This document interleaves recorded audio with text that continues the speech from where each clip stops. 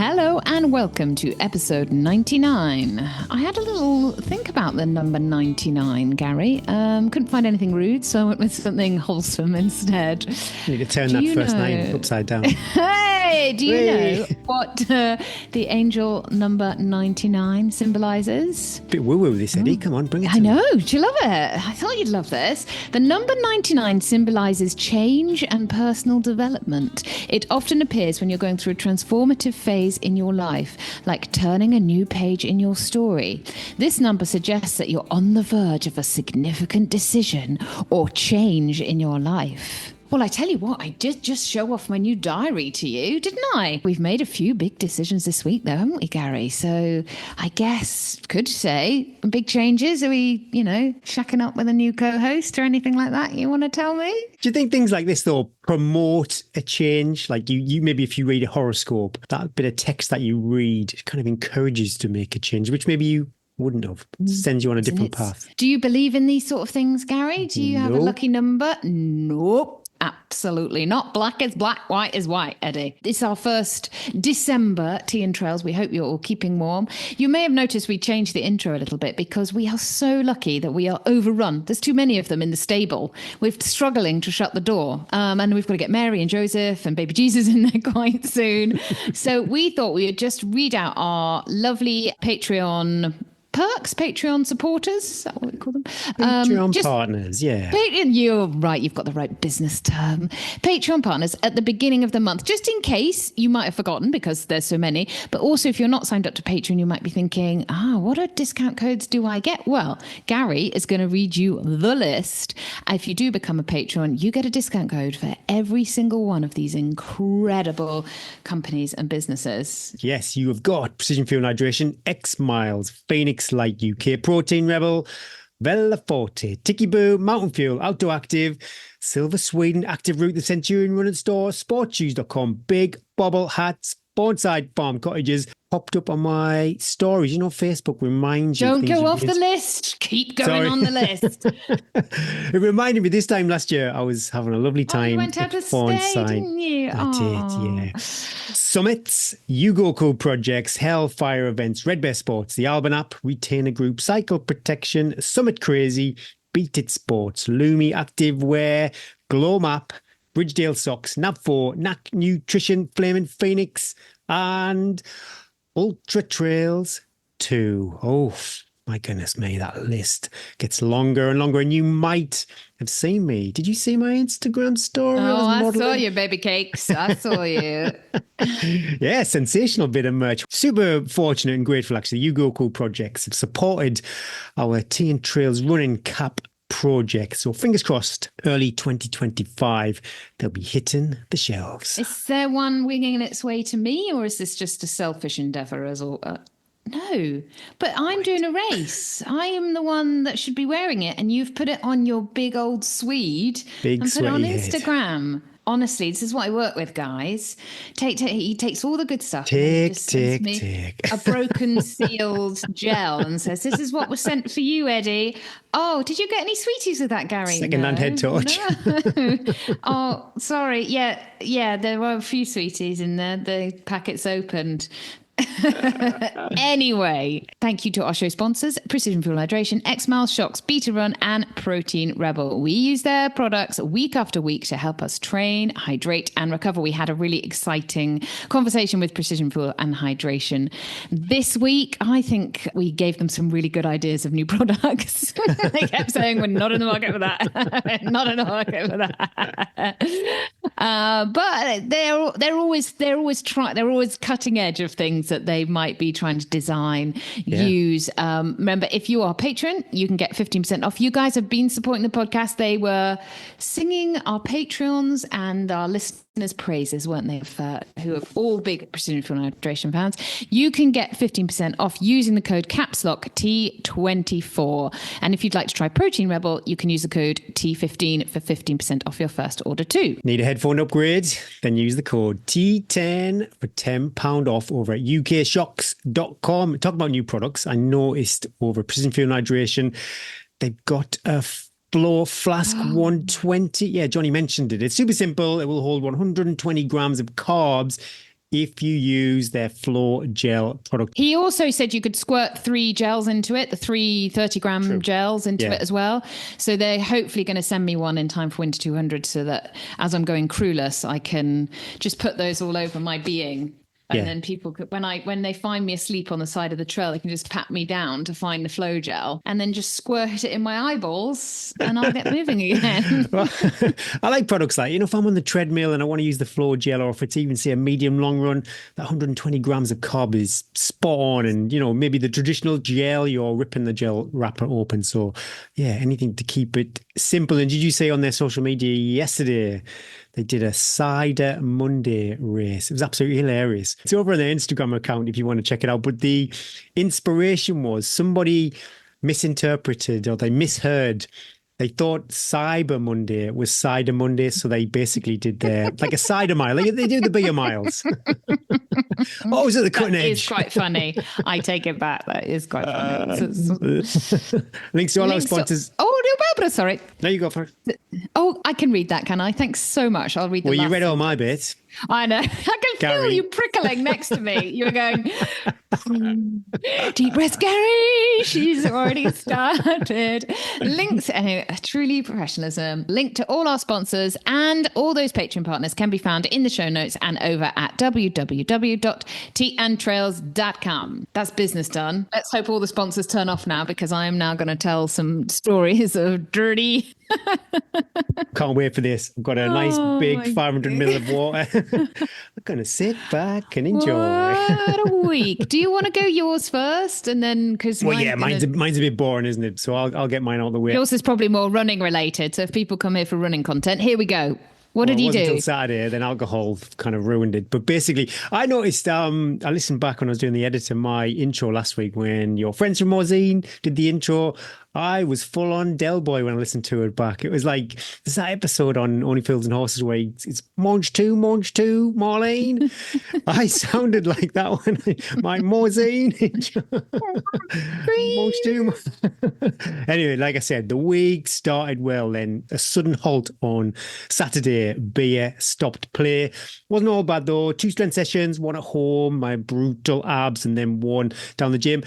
And I'm back lifting the weights I could lift pre-Lakeland 100. That is, what's that? Goodness me, 5 months ago. Hallelujah. It's taken a while, but it's nice to get those big dumbbells off the weights. Yeah, I want to ask what the big dumbbells. I'm not going to because. Well, I had a chat with a mate on Saturday, and my weights, which I thought I was flexing, they were his warm-up weights. So yeah, it's nothing to write home I've seen about. your thighs though, Gary. That leg press must be sensational. Thank you. I know you're mocking me. I'm not. My workout, I was inspired because I thought I was going to do these 35 minutes. I had 35 minutes of 40 minutes uphill, up tempo. But last week's guest, Jacob, was doing a 40 minutes power. So I thought, you know what? Jacob's doing it. I'm going to do it. So I did my 40 minutes. It's at just below threshold pace, and it's... Did you manage the whole 40 minutes just before threshold, or did you have to build into that a little bit? I built into it, sorry. And then the effort was just, what do they call it? You get the heart rate drift. It was going up and up and up. So then I would slow it down just to keep it that a little bit below. I think it was like 142 beats. I was quite happy to keep it at. Yeah, you can still breathe. You can still have other thoughts in your head. You're not you're almost able to still if it says 5 minutes, you're like, yeah, I can deal with that. And that's always a good, if your mental function is still there, that the lactate, you're not basically swimming in the lactate. You're just sort of making it, dumping it out, making it, dumping it out. It's very hard. And on the treadmill, you do have to alter the speed. And I think people find that hard, especially on a longer rep, because they're I couldn't. Their heart rate just drifts high. I couldn't. I couldn't. I wish I coached you. And you could just go, you could just take it. Oh, idea. Straight back down. Got to 2 minutes. That'll be it. I bet you to it. But it's funny, the perception of time. So that first 5 minutes, I looked down at the watch and 5 minutes had gone before you knew it. But then when you're 20 minutes in, you think, goodness me, I've got another 20 minutes to go. I know. Tough. And the longest. And you think but when you when you're at home and you're like, right, 20 minutes till I've got to get the kids, or I've got the Tesco delivery comes or something, that 20 minutes goes ding, Yeah, How yeah. does time on the treadmill? Hey, I'm glad I'm not doing a 48-hour treadmill challenge in January, but I know somebody who is. Oh my God.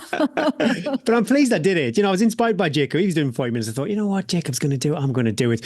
But because I'm not training for anything, I'm thinking to myself, why am I doing this for 40 minutes? Oh, because you're stacking the bricks, Gary. You keep on stacking.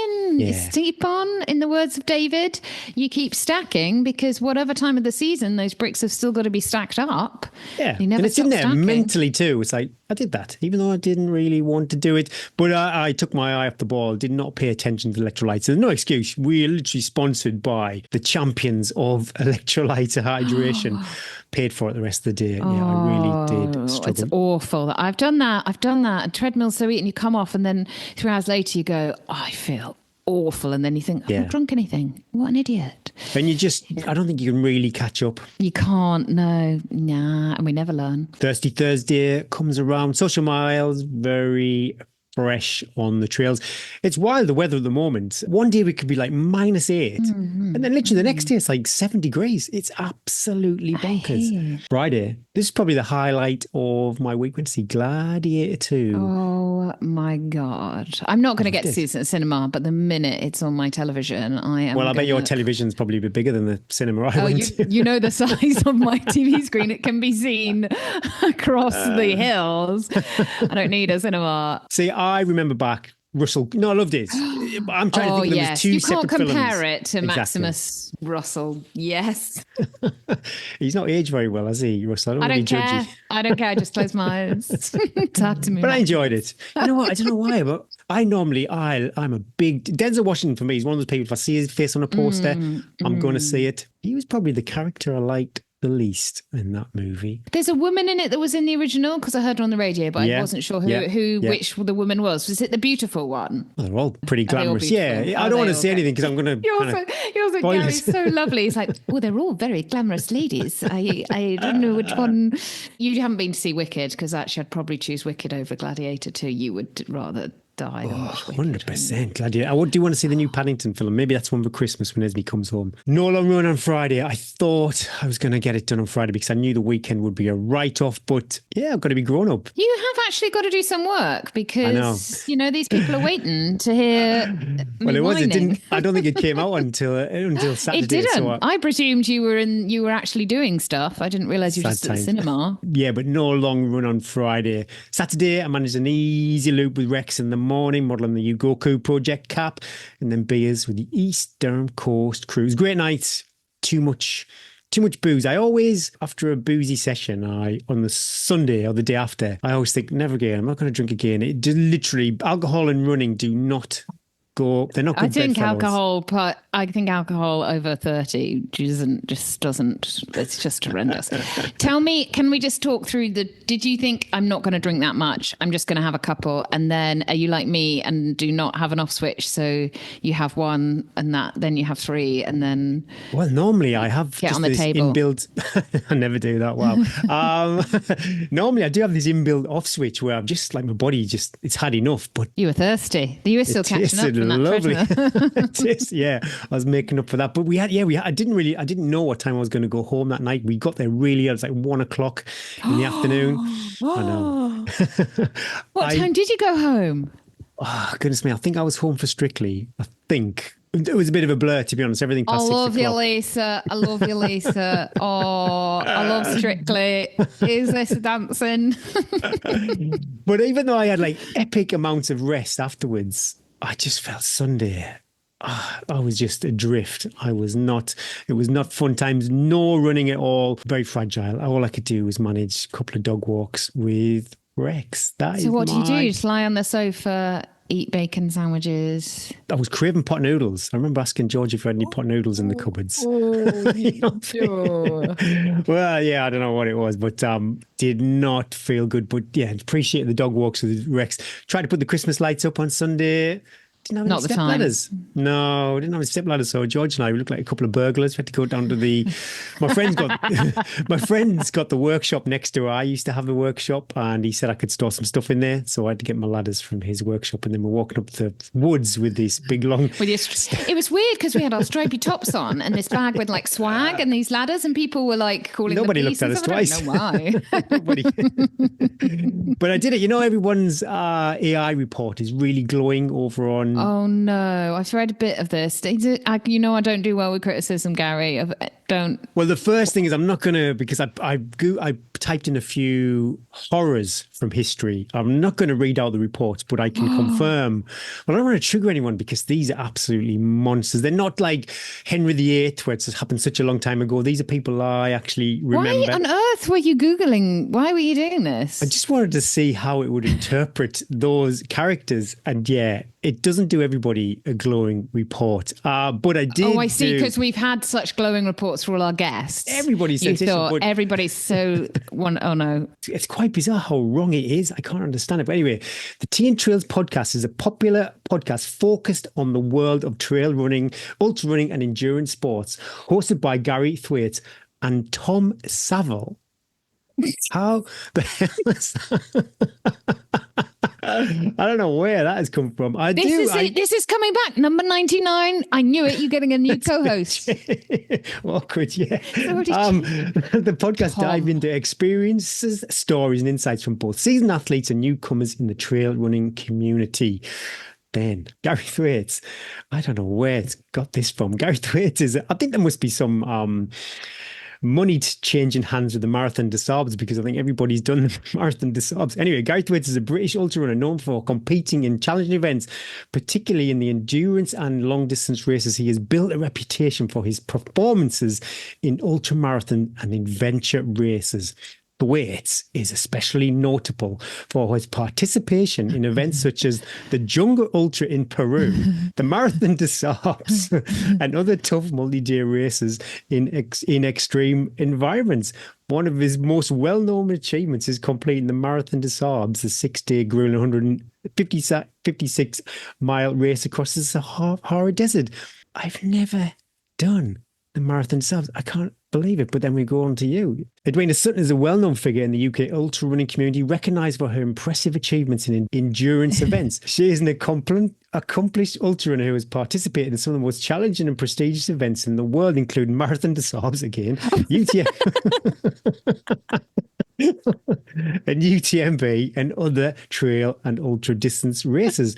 Edwina Sutton's running career is notable not only for her race results, but also for her passion for the sport and her dedication to the trail running community. You betcha. She's become an inspirational figure for many runners, particularly those interested in ultra distance and trail races. Did it say my fashion? Did it say I was known for my fashion or passion? Passion. Oh, I thought it was known for my fashion. I was going to go, I love it. Okay. Right. We'll bear with that. Those MDS days, they're a long time ago, Gary, but we loved it, you know. Paying £4,000 to grind through the sand. UTMB? Have you ever toured the line UTMB? Not at UTMB. No, I haven't. No. So we've got some imposters there. But my imposter sounds really nice, so I'm going to stick with her. Yeah, because when you've done it for guests before, they've always had been really quite detailed, but there's no that's just. I think it's a reflection on the fact that, well, I'll speak for me personally. I've got no profile, and it's just filling in the gaps. While we do have like a web page and stuff. There is information. I've done a lot of like magazine articles and stuff like there's a lot of stuff on the web where they're pulling that from. So, but if you're listening, Tom, if all this goes to pot, Tom, stepping up, new year, new host. That is it for my week. Come on, then, Eddie. I'm comfortable. Okay. Hit me. Okay, settle in, guys. This is the week So we had a bit of a rough week in the Sutton household. It was going to happen. Sick children it's that time of year. They're very tired. Christmas is coming, and my children are dragging themselves through the last few weeks of school. I've had one child that has had a cold for about 3 to 4 weeks, and I've just been that typical, you'll be fine. He has actually been fine. He's carried on. He's just been sneezing and coughing. Anyway, he got really ill over the weekend. We had snow at the weekend and he wasn't up for it. He was like, when they're just off it a bit. Anyway, Monday, he didn't sleep, really high temperature, and then started complaining about this pain in his chest, and he couldn't breathe. He couldn't lie down. Oh my gosh. I'm all by myself, so I didn't know what to. I hadn't registered at a doctor's surgery, Gary. Oh, terrible. That's mega stressful. So, all on your own as well. I didn't know what to do. I took the other two to school, and then I thought, God, I got really nervous about it. I thought I'm going to have to ring the doctor's surgery, because it's so different in France, because it's not NHS. And so you just walk into the doctors and you have to pay, but you can be seen, you can get x-rays, you can get MRIs like same day, you could be stitched up. They do everything because it's all being paid for by your insurance and then by you. So I thought, and I'd heard things, scary things about doctor's surgeries ringing up. And I hadn't even registered. But I thought, because it's a child, they might be a bit kind to me. And I explained the situation. So I got so nervous about it. Anyway, I rang up and they were lovely. Of course, they were lovely. And I said, look, I haven't registered. I'm really sorry. We've just moved. Is it possible he's, I'm worried. It's just infection. Yes, no problem. You just need to fill out these forms and then we can see him this afternoon. I was like, oh my goodness.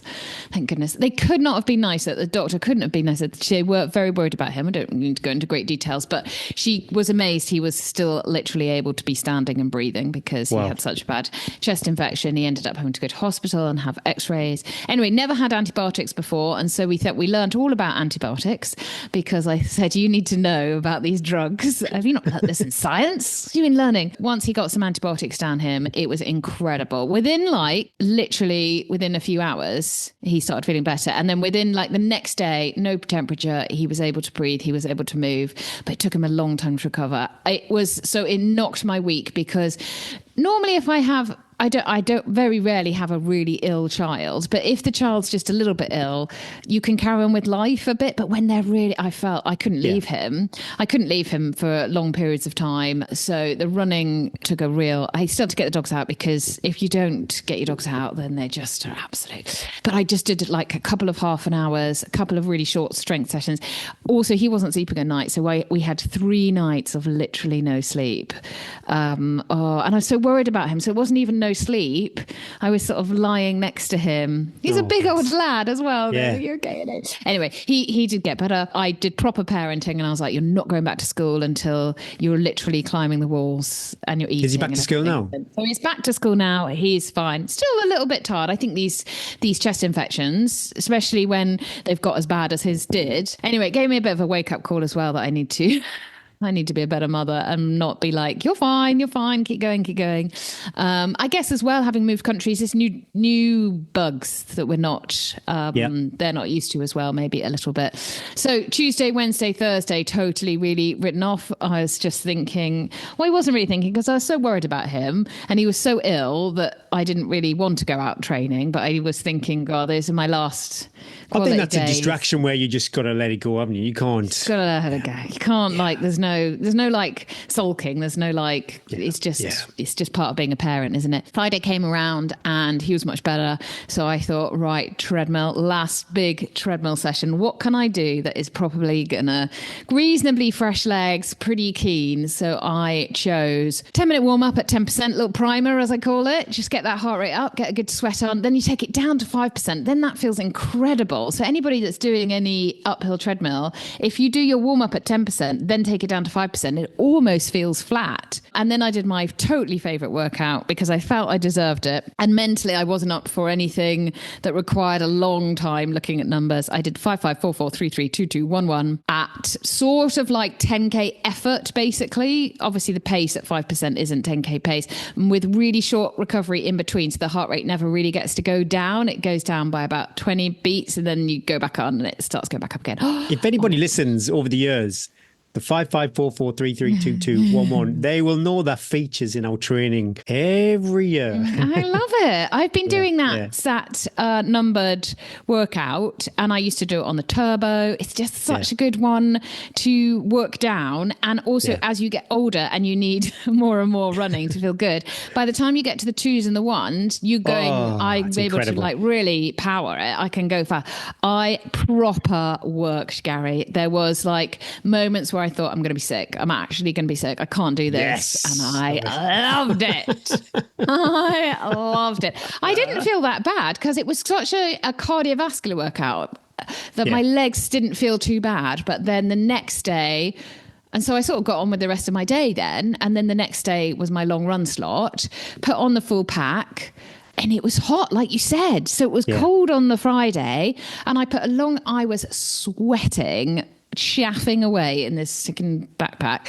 19 miles, just over 1,300 feet. So like really all runnable. Bryn met me in the middle for like 5-6 miles and then took one dog home. And I had to we were in a wood just before we came out, like near home for him to run back. And I said, look, you're just going to have to, I'm going to have to take all my clothes off and you're going to have to rub this lube over my back because I cannot take this chaffing. So we're standing there and he was like, he was like, this is disgusting. He was getting my buff and like wiping all the sweat off. I was like, I'm really sorry. He was like, oh, things we do for love. Anyway, it's much better once he lubed up. And then I ran on and I really enjoyed like we talk about this of home long runs. I really enjoyed like the first bit and then the last 8 miles or so. I ran up a hill and ran round. The dog, I should have just given him both the dogs, but I kept Lindy with me and she was annoying me because she sniffed everything going up the hill. So I kept trying to like stop and pull her. And then down the hill, she suddenly decided she was going to pull and it really hurts my knees when she pulls me downhill. And then I got a blister on my toe and I tried to stop and sort that out. Couldn't sort it out. I just shoved a load of Haribo in my mouth and just went home. Try and take positives when I'm with the dog and the dog's dragging me. I'm thinking, no, this is engaging my core. This is doing this. Just annoyed me. At the time, I should have just left her at home. And I just felt horrible. And I wanted to do 3 hours and it was about 2 hours 45. And I thought, I'm done. I'm going home.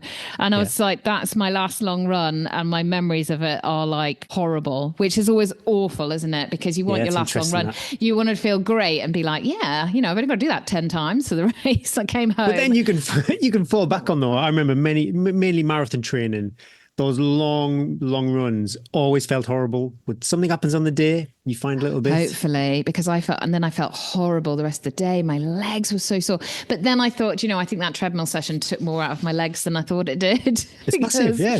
It was bigger than I thought it was, like even at the time because I was a bit fresher, blah, blah, blah. So it is what it is. I got it done. And then we went to watch a rugby match and there's a little cafe next to the pitch. And I said, please, can you get me a muffin, Bryn? And there were no muffins left. So Eddie was just cranky Eddie. Anyway, it got to then Sunday and here we go. Are you ready for the Sunday? So Sunday, now the kids play like club sport. Instead of skiing, we spend our Sundays doing other sports, which is fine. That's our job. Sporty kids.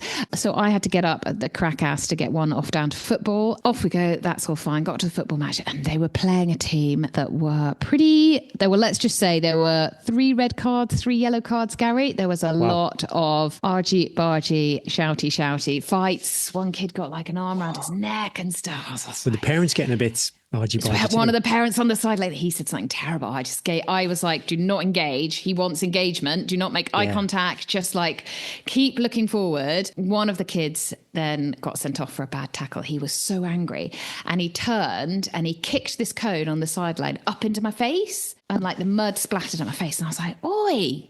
Man-child. He did sort of water up, man-child, come on, get a grip. Anyway, then when we got back in the car and I was like, Rory, a bit like worried, would Rory be like, his football team in France, they were, they could get into their own bit of trouble, but they weren't quite that. It wasn't often fights. Well, they're that bit littler as well. And he was like, I loved it, Mum. It was great. He's like, I don't get involved in anything, Mum. I don't show any emotion. I just let my feet do the talking. I was like, love it, Ross. Anyway, I said, did you see that guy? He kicked the cone right into my face. He was like, oh no, Mum, not the cone. I was like, yeah. I said, the mud like splattered all down my coat and on my face. He said, Mum, that cone was over all the dog poo. Oh, that's not mud. No, that's not mud. I was like, oh no, Rory. He thought that was brilliant. He chilled all over it. So then when I got home, I was like, this is great. I'm just going to have a shower now. I'm going to have a shower before I do my run because anyway, got home. The house was cold. There's no hot water. This has happened to us a couple of times. I thought, we haven't got the timings right because we've sort of inherited the previous owners' timings on there. Now, maybe they didn't have 18 showers a day like when we were all doing sport. So I turned the hot water on, still no hot water after about an hour. All the kids like covered in mud, me covered in dog poo. Haven't had a shower yet that day. I'm just the dogs still haven't had a run, so I said I'll take the dogs for a run. It's getting dark now. I'm taking the dogs for a run, and then when I come back, there'll be hot water. Went out to the garage to get a pair of trainers, came back into the house, and Evie is lying on the floor with the whisks from the cake mixture all caught up in her hair, and she'd been trying to make me a birthday cake and with her hair down, leant over the mixing bowl and turned the whisker on and caught her hair in the whisker. Oh, that's double heartbreak. Oh my She'd be God. so disappointed as well. I know, we still ate the cake. It was delicious. But she had splattered chocolate everywhere. Bryn had managed to like get the whisker out of the machine. She'd gone all faint and funny because the thing had flown off and hit her in the head. She still has the mark of the whisk down the front of her face. Chocolate everywhere.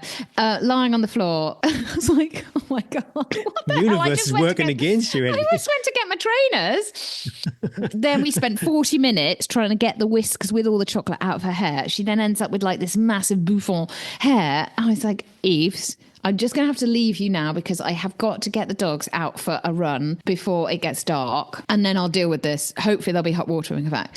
So Bryn said, I'll come with you. Great. I need a bit of company to get out. We go out, turn my head torch on. He, of course, doesn't have a head torch on. We go down. It's absolutely pitch black where we live. There's no ambient lighting. And my head torch goes, and we're about a mile down the track. Oh my God. And so then there's, why didn't you put a head torch on? You could have put a head torch on. Anyway, I had read somewhere, I don't know why, because I was looking at battery life for the Phoenix head torches, and this saved our bacon, Gary. If you press both the warm light and the normal light together for 5 seconds, you get an SOS light that lasts. I did not know this. Yeah, guys, this could save your bacon. And the light is enough that it gives you, we ran 5 miles on a track. It was enough light. So that is amazing. And I think it lasts for like hours and hours and hours. I mean, you can't see, like, you wouldn't want to be on technical terrain. You'd have to go really slow. But if you're on a lane or on a track and your eyes are quite used to the dark, it was actually enough. Yeah, but even if you're up a mountain and you're trying to get off that mountain, you're not staggered around in the dark. At least you can still make your way off. I said, that is amazing. That's a game changer because I've been in races before when head torches have died, and it's really frightening. And then you get your torch out. And remember Elsie Davis on top of the mountain with the head torch that died. Yeah. That is a brilliant. That was what I say. Anyway, we got back home. Still no hot water. And then we were going to have a birthday roast. So everything was ready to go, ready to start cooking. No gas. We've run out of gas. So we have no heating, no hot water. I'm covered in dog poo and sweat. And a child's covered in chocolate mess with her hair all caught up in the whisks. And I know this is a bit technical, but how do you know so this doesn't happen again? Have you got a gauge somewhere? Yes, I found the gas now. It's all sorted now. I then had to wash Evie's hair over the sink with the kettle. It took about 40 minutes. Really, I've got nothing better to do. You haven't had to chop any of the hair off, have you? No. Bryn said, we're going to have to chop it. And she started crying. So I said, no, we can do this. We can sit, we can watch Strictly, we can get it out. So this is how many days later? 3 days later? Tuesday. 3 days later, Gary, I still haven't had a shower. The gas people have just come. I think I still got that dog poo somewhere on me. I did. So the hardcore members of the family had freezing cold showers. No names. There's 2 of them. 3 of us were like, we're not doing that. So I boiled the kettle 6 times to try and get some warm water in the bath. By the time the 6th one went in, it was all cold anyway. So I just got in and washed my hair and just had to suck it up and be like, I'm not good with cold water. Anyway, what a few days.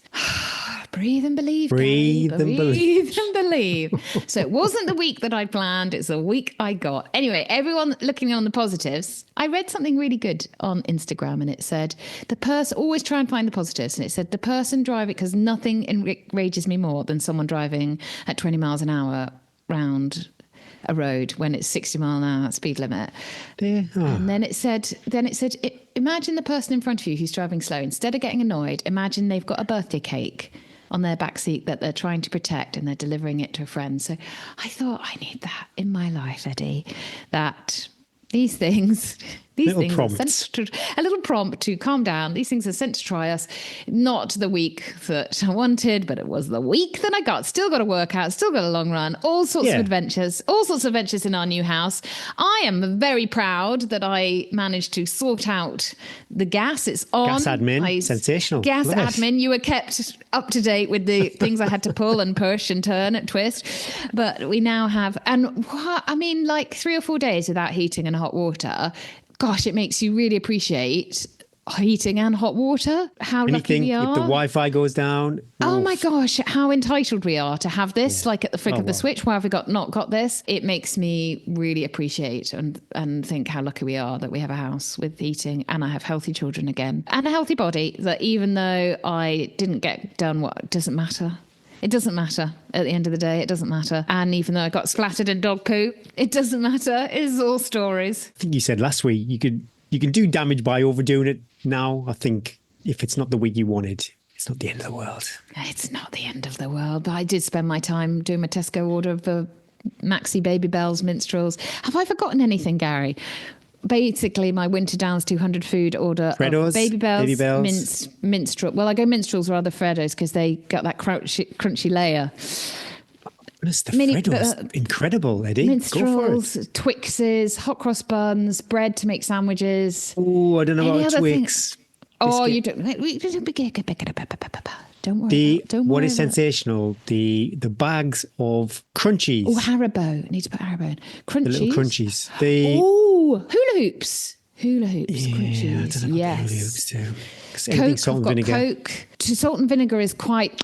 If you're a little bit short of liquid, it's quite. You need a sort of barbecue flavour. I like jelly babies, flavor. or even just the Tesco fruit jellies. Got a few things. I booked my delivery slot. I just need to add things. Tesco man be like, "What? Are you having some sort of toddler's party?"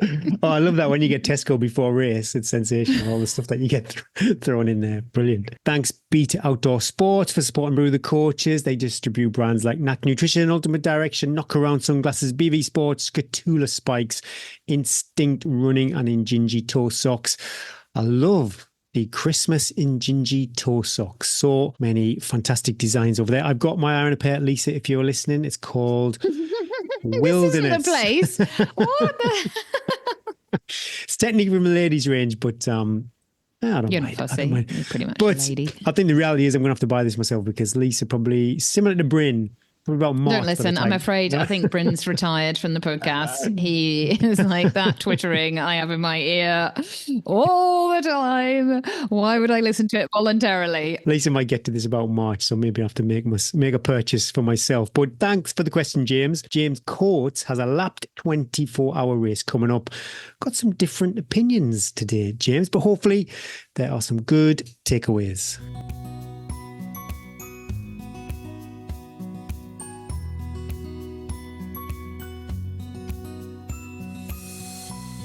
I'm taking part in a 24-hour race next July as part of a pair. This means I will not be running continuously.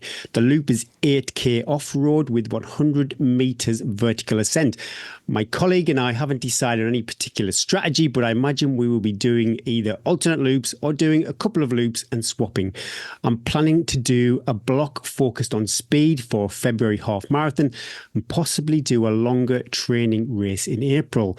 After this, would you alter training in any particular way to prepare for the stop-start nature of a 24-hour race? Easy doubles. For context, currently running 60 to 70k a week, including 2 sessions and a medium long run with 1 weight session and 1 session of weight exercises. Cheers, James Coates. It does remind me of a we Yourself? talked just medium long run. Yeah, like a backyard ultra, but with longer pauses. And I wonder if you could be that specific with your training. I know we had a guest, Karen Nickel. She set up a simulation for a backyard ultra. And I suppose there's some value in that just to kind of prep you for the event. But yeah, any of our coaches, Russell, have you got any athletes that are heading out to do a similar type of event? Yeah, I'm training somebody who's going to be doing a backyard ultra really soon. My advice, James, would first and foremost be fitness. I would say personally 60 kilometers a week would be on the very lower scale of how much volume I'd be prescribing for my athletes. And that's just me. Everybody's different. Everyone's got different time constraints, but 24 hours, you're going to be covering a lot. So you want to be as fit as possible. And I think that at the moment, that's going to be a stretch. You're going to be suffering towards the end of that stint, depending on the relay. Maybe the other guy is a lot fitter than you and he's going to do 90% of the work, in which case you're laughing all the way. But yeah.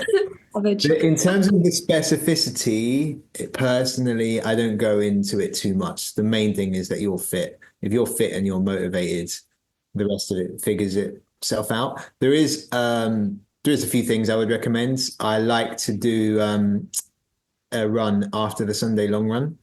Just because it's miserable and you're going to really, really not feel like doing it. And that in some way relates to the experience you're going to get. What? So do a long run Sunday morning and then go out again in the evening? Go out again when you really don't feel like going out again. Ooh, I wouldn't be ticking that off on my plan.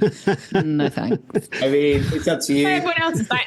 Fair enough. Fine. Don't do it then. But there's Country File and Antiques Roadshow on a Sunday evening. And it's really feels miserable on a Sunday afternoon when you should be smug and you've had your Sunday roast. And that's why I put it in there. It's a little bang for buck because you're really going to experience what it feels like in the backyard also when you really just do not want to go out again. And you feel like your legs just aren't going to be able to do it, but you'll find normally after a mile or two, they come back to you and they can actually go again. The other thing is eating just before running is a good practice to get into. Your gut is incredibly trainable. That's something that I've learned personally and also with the athletes that I coach over the years. You can train your gut to accept almost anything. And if you're not flat out sprinting, you can learn to be able to fuel and then go straight out the door, even after, a solid meal, which is what is probably going to come up for you in your 24-hour race. And then the other one is just learning to run in the night because it completely changes everything, the experience, the whole thing. So you want to have done a bit of that, which is it's not hard. I mean, in the winter right now to get experience of running at night, everything feels faster and the effort level can go up in the dark. And that's just something to train because it's obviously going to be something you're going to come up against. That'd be my advice. Good luck, James. The only thing else I would add to that is actually I do something a bit different to Russell. Is I do simulation runs with my 24-hour, especially a lap or a backyard ultra style race for them to practice especially if they're not having crewing, of having a chair outside the door and putting all their stuff in. They've got 3 or 4 minutes to eat, drink, change head torches, change socks, trainers, and work out the strategy there and just get the whole. And I make them sit down for like 5 minutes, get back up and go again to get that feeling. And also it's just the real specificity, isn't it? But with James' actual question, because he's doing it in a pair in a 24-hour race, and he's put maybe do some easy doubles, I would think really carefully, because actually you could do this quite cleverly and give you and your buddy could have a sleep in that, and you could each run for like 2 hours while the other one slept, but you could also time that with having a big meal.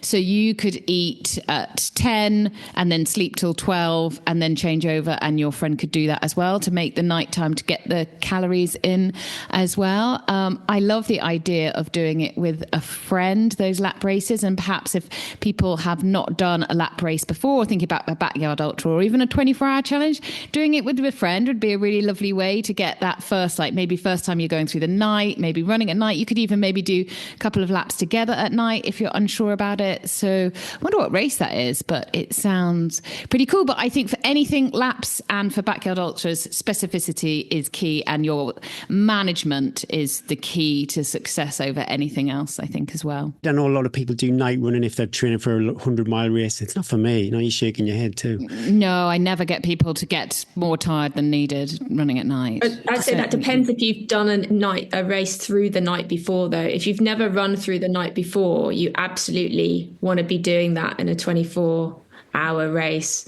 So I would say that would be dependent for me on prior experience and what you've done before. And how worried the person is. If it's a big mental block of like, I'm really worried about running the night, well, then go and do it. And you'll realize that you love it and that it's fantastic. Good luck, James. Let us know. Let us know your plan. Send us a picture. You too.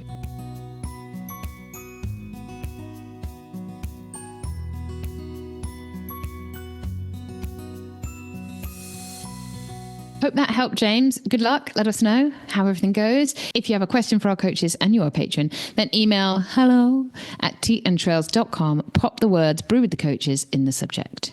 This week's main interview is sponsored by X-Miles, the one-stop kit and nutrition shop.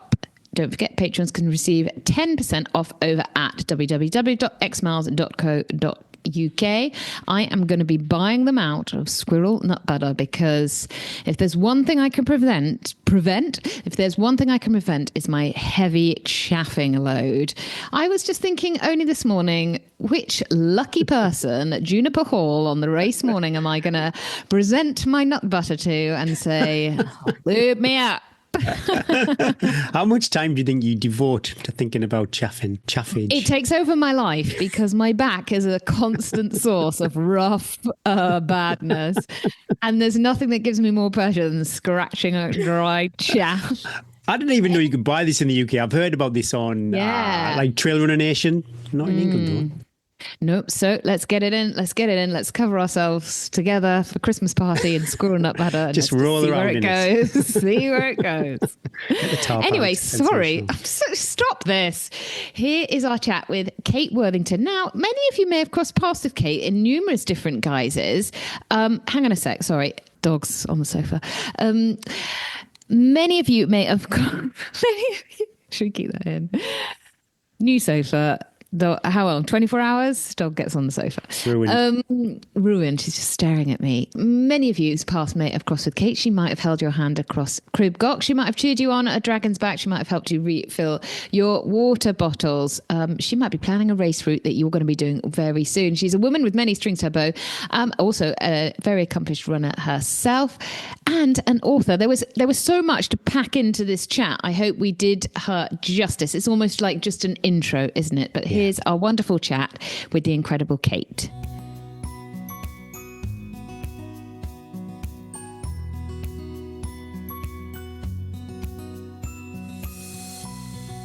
Kate Worthington is an accomplished mountain leader, event organizer, and experienced runner. Kate is also a qualified mountain leader, winter mountain leader, and fell trail leader in running fitness.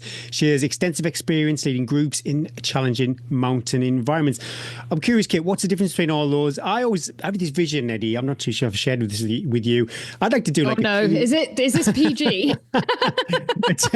like a Tea and Trails get together and maybe do a 13 Valleys recce or a Bob Graham round recce. And I'm quite mindful, although I've got experience of the mountains, I've got no kind of formal knowledge. No one go with you. No one go. So yeah, I think I'm quite mindful. We probably don't have to have that. But yeah, I think if I'm taking a group of people in the mountains, I should have some experience too. What's the difference between the three? If I came to one of your courses, what should I expect?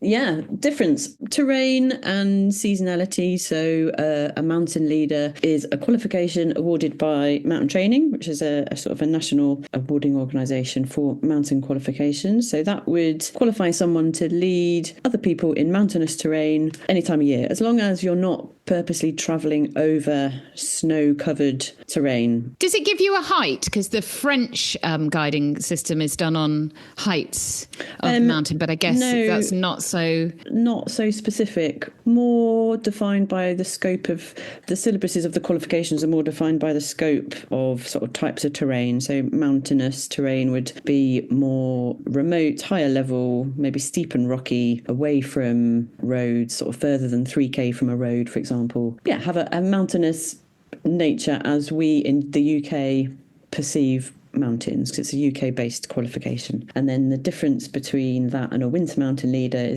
is to plan to go out into sort of snow-covered terrain where you might end up using equipment to kind of aid your security and travel, be that an axe and or kind of crampons, but not necessarily climbing. So they're still walking qualifications, but notably when you're out in higher terrain in winter conditions, there's a bit of a grey area between what is easy walking and then what becomes a little bit more kind of what feels a bit more like, ooh, this is kind of mountaineering. I've got my axe and my crampons. I'm going up something kind of I like just holding icy. my axe, even if I didn't need it, and just walking along and just being like, I'm pretty cool with it. And then tripping over your crampon and go, no one saw me. Spiking my calf on my crampon.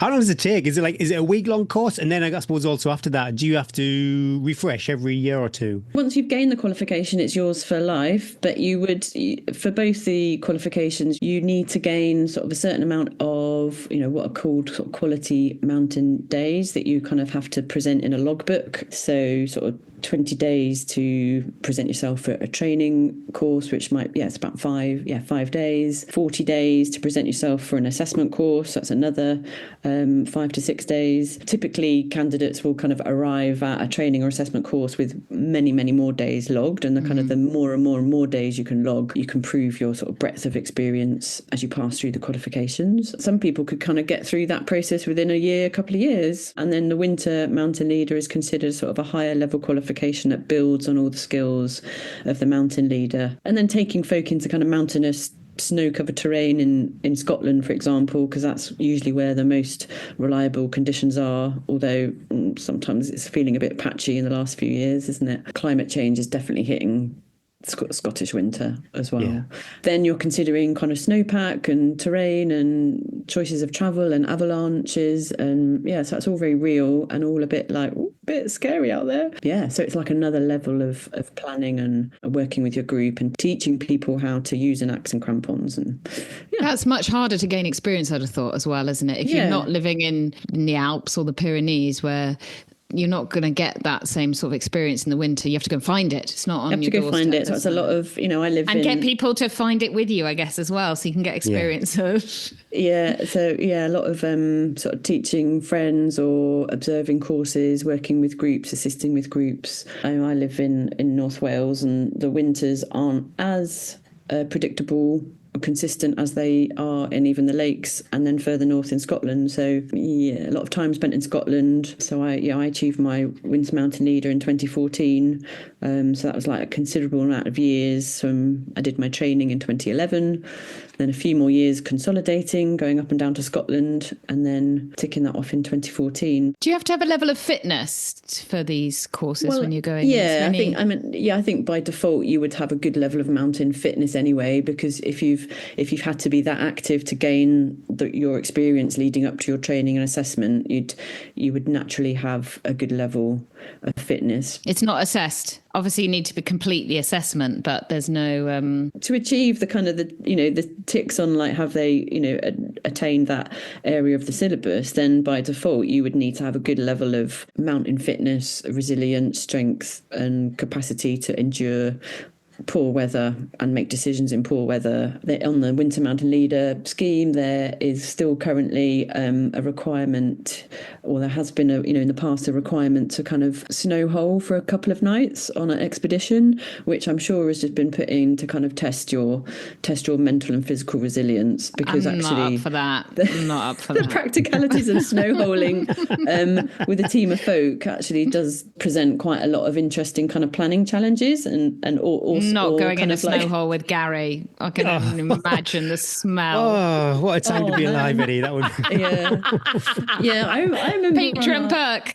I remember on our winter mountain leader assessment, our assessor had made this palatial snow hole. He's like super practiced at it, of course. And he was in there and it was like kind of crawling through this little hole into this open cavern. It's like candles and music and sleeping bag. And it's like, oh, that's really cool. And then next door was like my snow hole that I was sharing with another, another assessee. And basically we were just kind of digging out snow blowing in every hour. Yeah. And kind of more like a kid's igloo I'd be looking at, really. It's terrible. It was really, the snow was really icy, so we couldn't kind of dig in as far as we wanted to. So our kind of like our porch that you crawl into was really kind of very short and not very protective from the weather outside. So literally every hour we were just kind of like, oh, it's your turn to dig out. No, you dig out. You know, because actually literally there would be a risk of your hole kind of getting covered in snow. And there was even things like you had to kind of like maybe like take a candle in with you so you can like know how much oxygen there is in your snow hole. I was like, oh my God, no. when would you ever do this? Do you have to take a parrot like they did down the mines? Canary, yeah. Take your canary. Oh, my canary's dead. Like, get out the snow hole. Oh, I just like never for the life of me. I was like, I am not doing that ever. No, it's always with courses. There's the highs and the lows and the bits that you think I'm never going to need this. But it sounds brilliant. Right, let's continue with AI. We got. I love all those details. Next bit is Kate is the director of Raw Adventure, a company that organises outdoor adventures and events. She works with corporate clients, charities and youth expedition groups, helping them safely access the outdoors. I think that's where Raw Adventure first came on my radar as I was training for Dragon's Back race in 2023. I probably quite naively, actually, I didn't do any recce's. What would a recce day look like with Raw Adventure? And do you do the whole course, like literally all the way down? Yeah, so we've been working with the Rio Events as an event partner since 2021. We have a kind of license agreement to provide recce's for the entire course, so now the 6-day course. We kind of chunk off aspects of the course and try and focus on the highlights of each day. I mean, you know, probably like we cover, say, like 90% of the course. There's a few road bits and a few fields that we don't include in some of our recce's. Yeah, cover the whole course. The most popular days are undeniably, you know, the technical terrain of day 1 and day 2, aspects of day 5. I would say are the most popular. You could join as many or as a few as you like, but that's been a really amazing project of work to have been involved in over the last few years, definitely. Do you see people evolve? I wonder if they come to you on one of the recce's and quite green for the trails and the mountains, then over the various recce days they come off quite accomplished. Yeah, and I would say that is the most rewarding aspect of that particular work is meeting a group of people, and you actually might end up seeing the same people over a number of different recce's. So I've worked with folk there was one year where I worked with folk over maybe like 8 months, and from that time when you first meet them, maybe in the autumn prior to the following Dragon's Back year or February, and then you work with them February, March, April, May, June, July, August. You know, you build really strong bonds with people, and you get to see people's levels of confidence, fitness, you know, technical skills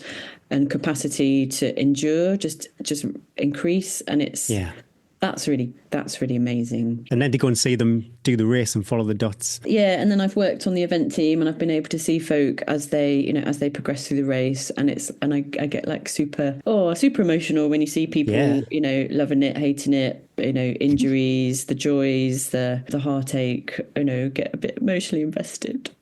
Kate has participated in numerous fell races, including the International Snowdon Race, Snowdonia Trail Marathon, Marathon Eryri and Ultra Trail Wales. She also attempted the Dragon's Back race, a grueling 6-day mountain ultra. Kate contributes to Trail magazine and Live for the Outdoors, where she shares her experience on mountain routes and outdoor adventures. Kate's passion for the outdoors and her dedication to helping others experience it safely make her a well-respected respected figure in the fell running and the outdoor adventure community. Scores on the doors. How did AI do? AI's doing pretty well, isn't it? Yeah. I would find it really hard to write stuff about myself. Can't think of anything else that I would add in. One busy lady. Your book. How did it miss the book? I can't believe it missed the book. That is terrible. And I did want to speak to amazing listeners about the Welsh 1,000 metre peaks race, of which I'm a race organiser of. That's something else I added to my big bow. The title's not in Welsh. Mountain Walks at Wyddfa, Snowdon, published by Vertebrate. It's a wee little joyous book full of 15 walks to enjoy on a Wyddfa and the surrounding areas. Don't tell them they're mostly runs. I could probably do them with runs. But it's a sweet little book, and it got some nice ideas of routes that you may not have thought about in the local area, as well as some big hitters on a Wyddfa, like the Snowdon Horseshoe and Skyline routes as well. I absolutely love it. Started doing the Munros with the kids, and we have a little book like that. And what I love reading is the instructions. You take this path and then you get there and you're like, oh my gosh, these instructions work. I love it. It's all, and then you have the map as well, but you're also reading when you get to the brown barn, you need to take, I love all that. It's I love all that. I would love that book. If I lived in that area, I would be, it's a perfect size as well for maybe Father Christmas to pop into nothing too enormous. It's not 200 routes in there, is there? No, it's not too. Yes, too many. I mean, the Munros are slightly over facing me, but I'm just doing Munros we can get to in the car in about 2 hours at the moment. Let's just start. Let's just start locally. Gosh, Kate, how do you find the time for all this? I just sort of make it, and then I'm not overly social. I think I just hide away and write stuff and run and walk the dog. And it sounds a familiar lifestyle to your favourite podcast co-host. You have to be a meticulous planner, though. I procrastinate, and then these best laid plans on Monday. By Wednesday, I've reassessed everything, and literally the long run shifted, the workout shifted, the strength shifted. I do write everything in a. I've still got a paper diary. I mean, you're on a paper diary. It kind of just gets kind of written out, scribbled out, tipexed. But definitely, I try and mash up work projects with training sessions, and then work from there. Depends what's the priority that week. Sometimes prioritise training, sometimes I'd have to prioritise work and deadlines, or actually being out on the hills with folk, which then affects training. So definitely a diary. I love having a paper diary still. Me too. Don't like everything being online. Got my new one. Yeah. It's got my new one for next year. And I always start it with high intentions of using the same colour pen. And then by about the second week, it's an absolute mess. But I tried doing it on a computer, and then I was like, we could link calendars, and I think you stick with what you know, and it works for you. And I just like the tactile nature of a diary and a book. Most of the other stuff you do on life is online, isn't it? And your shopping and your banking and everything's interacting with a screen. So actually, I quite like sitting down with a coffee and opening up my diary and planning. And then you see a blank day and you go, ha, ha, ha. No, I see a blank day and I'm like, ooh, long run. Yes, long run day. I don't know why. I feel like when I tick something off or scribble something out on a physical list, it feels like I've actually achieved it. Yeah, much more psychological. I put stuff on the list maybe I've already done or that I'm going to do very quickly, and then I'm like... Just so you can scribble it out. Just so that I can start the focus. I put stuff on there just so I can scribble it out again. Yeah, I'm going to put chat with Kate. I'm going to put that down for this afternoon. I'm going to scribble it out. Okay, the thing with this AI intro now, we were like 10, 15 minutes in here. We've not even asked the first but we've got question. loads. We've got a flavour of Kate. We know all about. I'm signed up. I think you've covered some of your questions already. That's great. We're done. Okay, well, we do ask all our guests, where are you? What's the view from your window? And have you been for a run today? So I'm in a village called Nantperis, which is in Eryri, just like 2 miles outside of Llanberis, in the Llanberis Pass. the weather, I'm just looking out the window now. It's filthy right now. It's very filthy high, here too, literally. Yeah, really high wind. The streams running off the mountain sides are in full flow. So, when you get that white, frothy water. This sounds like you're giving us a chat before our recce run with you. Yeah, okay. Was it about 10 days ago? I'm sure you spoke to Russell and he said the weather was absolutely horrific. The water was so high. Yeah, when was that? That was like that storm weekend. What was the name? Storm? Bert. Well, yeah, when we were up in Kendal. Yeah. It wasn't so bad when we were up in Kendal, but down here there's a lot of flooding. There's a wee little kind of very historical slate bridge that is just on Avon Namperis, just near our house, and some of that got washed away, which I was really sad about. And someone just texted me this afternoon just saying, what are the roads like in Nant, because they want to be able to drive home from work, because there's a little area of our main road that does get a bit flooded when it's very high rain. Have you been for your run today? I really hope you're not going out later. No, I'm so glad. I went for a really nice run with my friend Tabitha and our dogs this morning before it got really rainy, so it's just a bit mizzly and dark. So we try and meet up at least once a week. So that was like I had a 60-minute kind of just easy run on a plan. So that was lovely. It's always a good run catch up with her. Well, yeah, what was that kind of easy 60 minutes? We always have, Eddie and I, we've got this 5 or 6 mile run about an hour. I've got my 5 mile village loop. I know where Rex has a poo. There's crazy dogs in the allotments.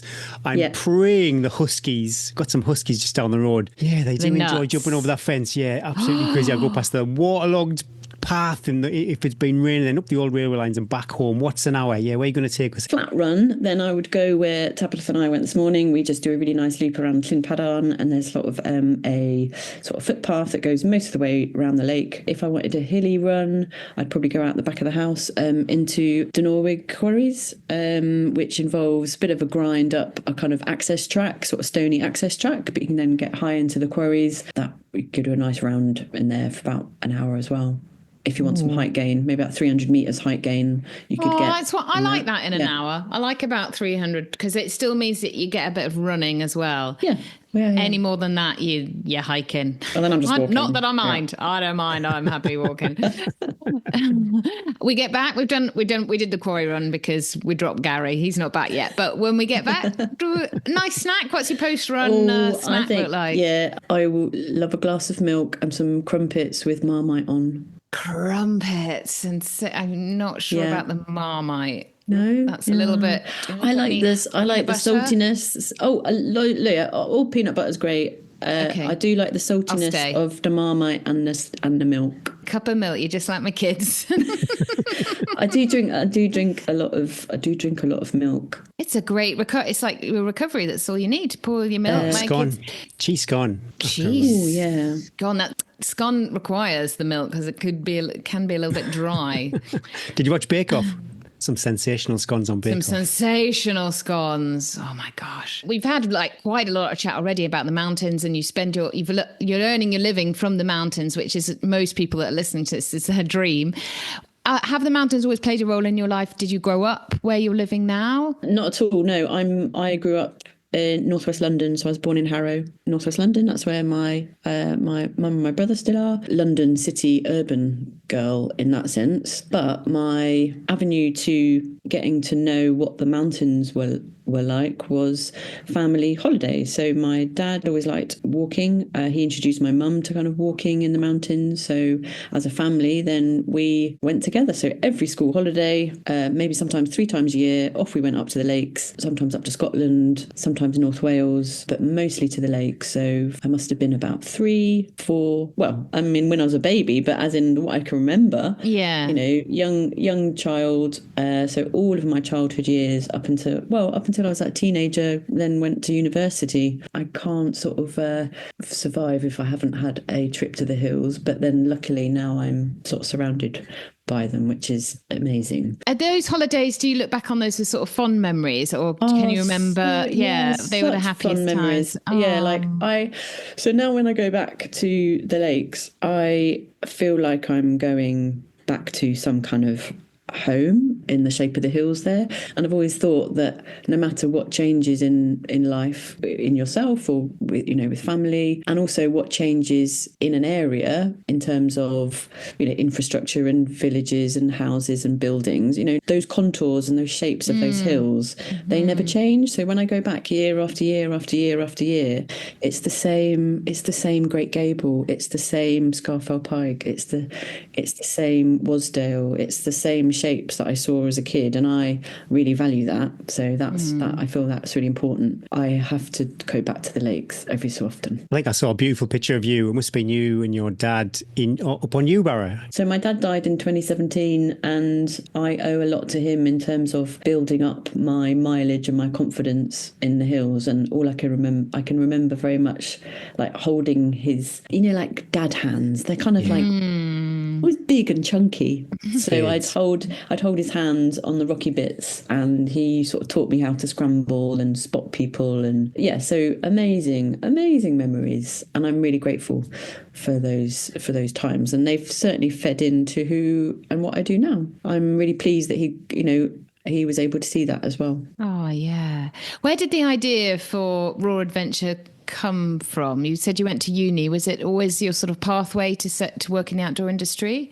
Oh, no, she says not at all, Eddie. Well, interestingly, no. I definitely got involved in kind of leading groups of walkers and hikers at university. I got involved in the university hiking club called Boots. Sensational. And then name.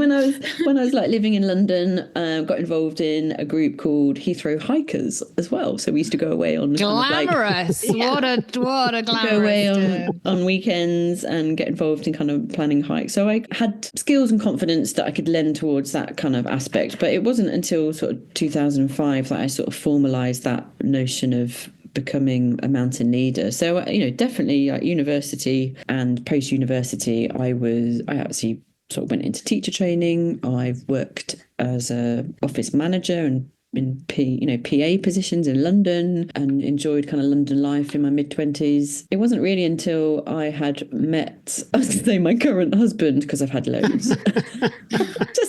My husband. We love it. Share it. We can go deep into that one. Okay. My current husband. I sound like a psycho now.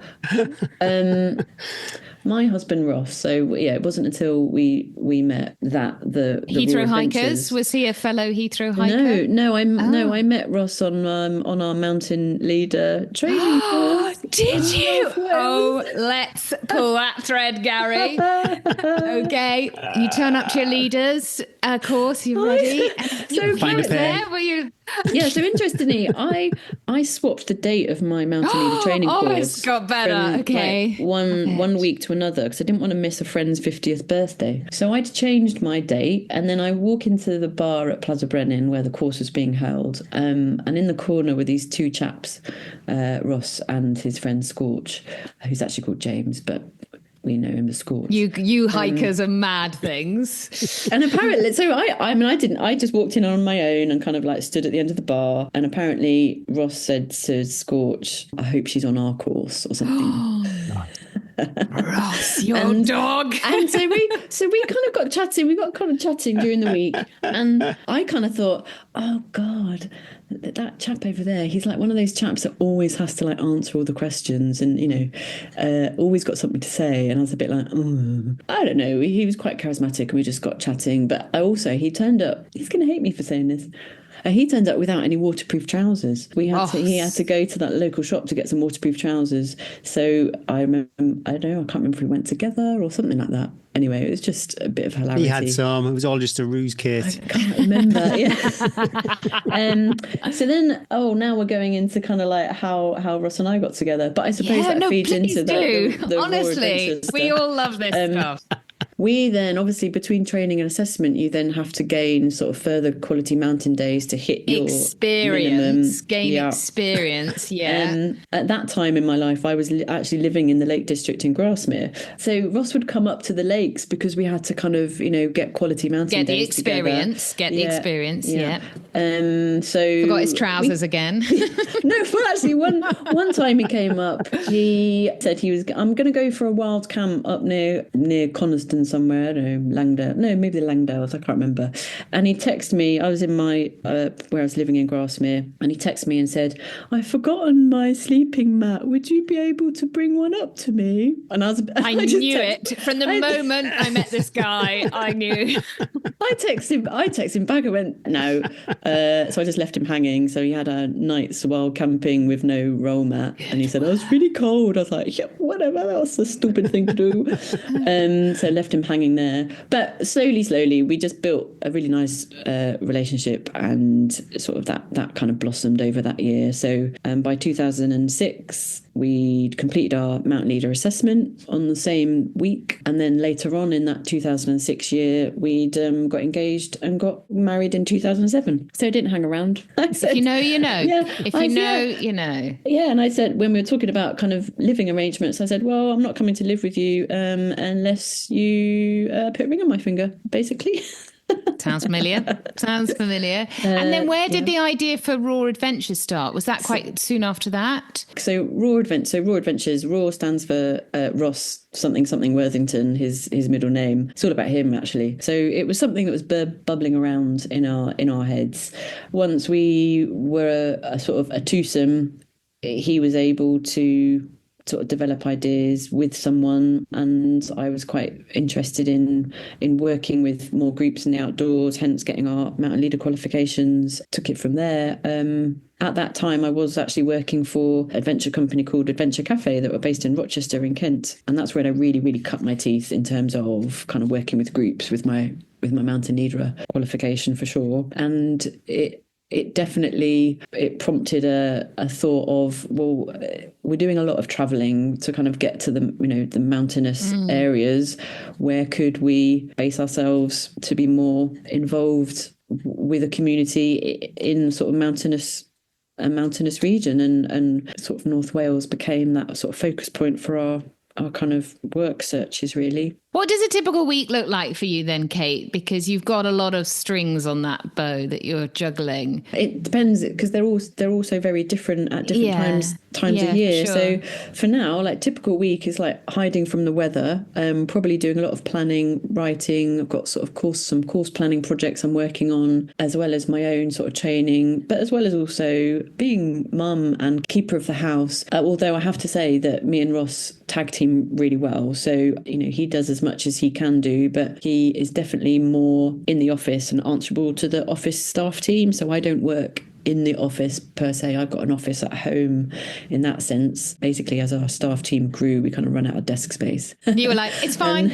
I'll go. Fine. Leave it with me. No, I'm just going to have to sit at the home office. It's fine. Well, it's warm and there's a kettle and it's quiet. Ross and I working exclusively together on the business, in the business, there was only sort of a glass ceiling that we could ever reach, because there was only so much that both of us could kind of input into that. There was a point at which I definitely said, look, I need to step aside. I'll focus on the work projects that I feel I can bring to the table. Hence, I sort of, project manage the Dragon's Back race, recce events, and kind of running related sort of work that we do. But I definitely took a step back, because I was like, our house and our family need some kind of support level as well. So to then grow the business and to sort of develop in certain areas, he needed to spend more time in the business, and I kind of needed to spend less time to allow him to spend more time, if that makes sense. You sound like an amazing team together. Yeah, Gosh. no, we are a good team, and I wouldn't have been so for example, I wouldn't have been able to kind of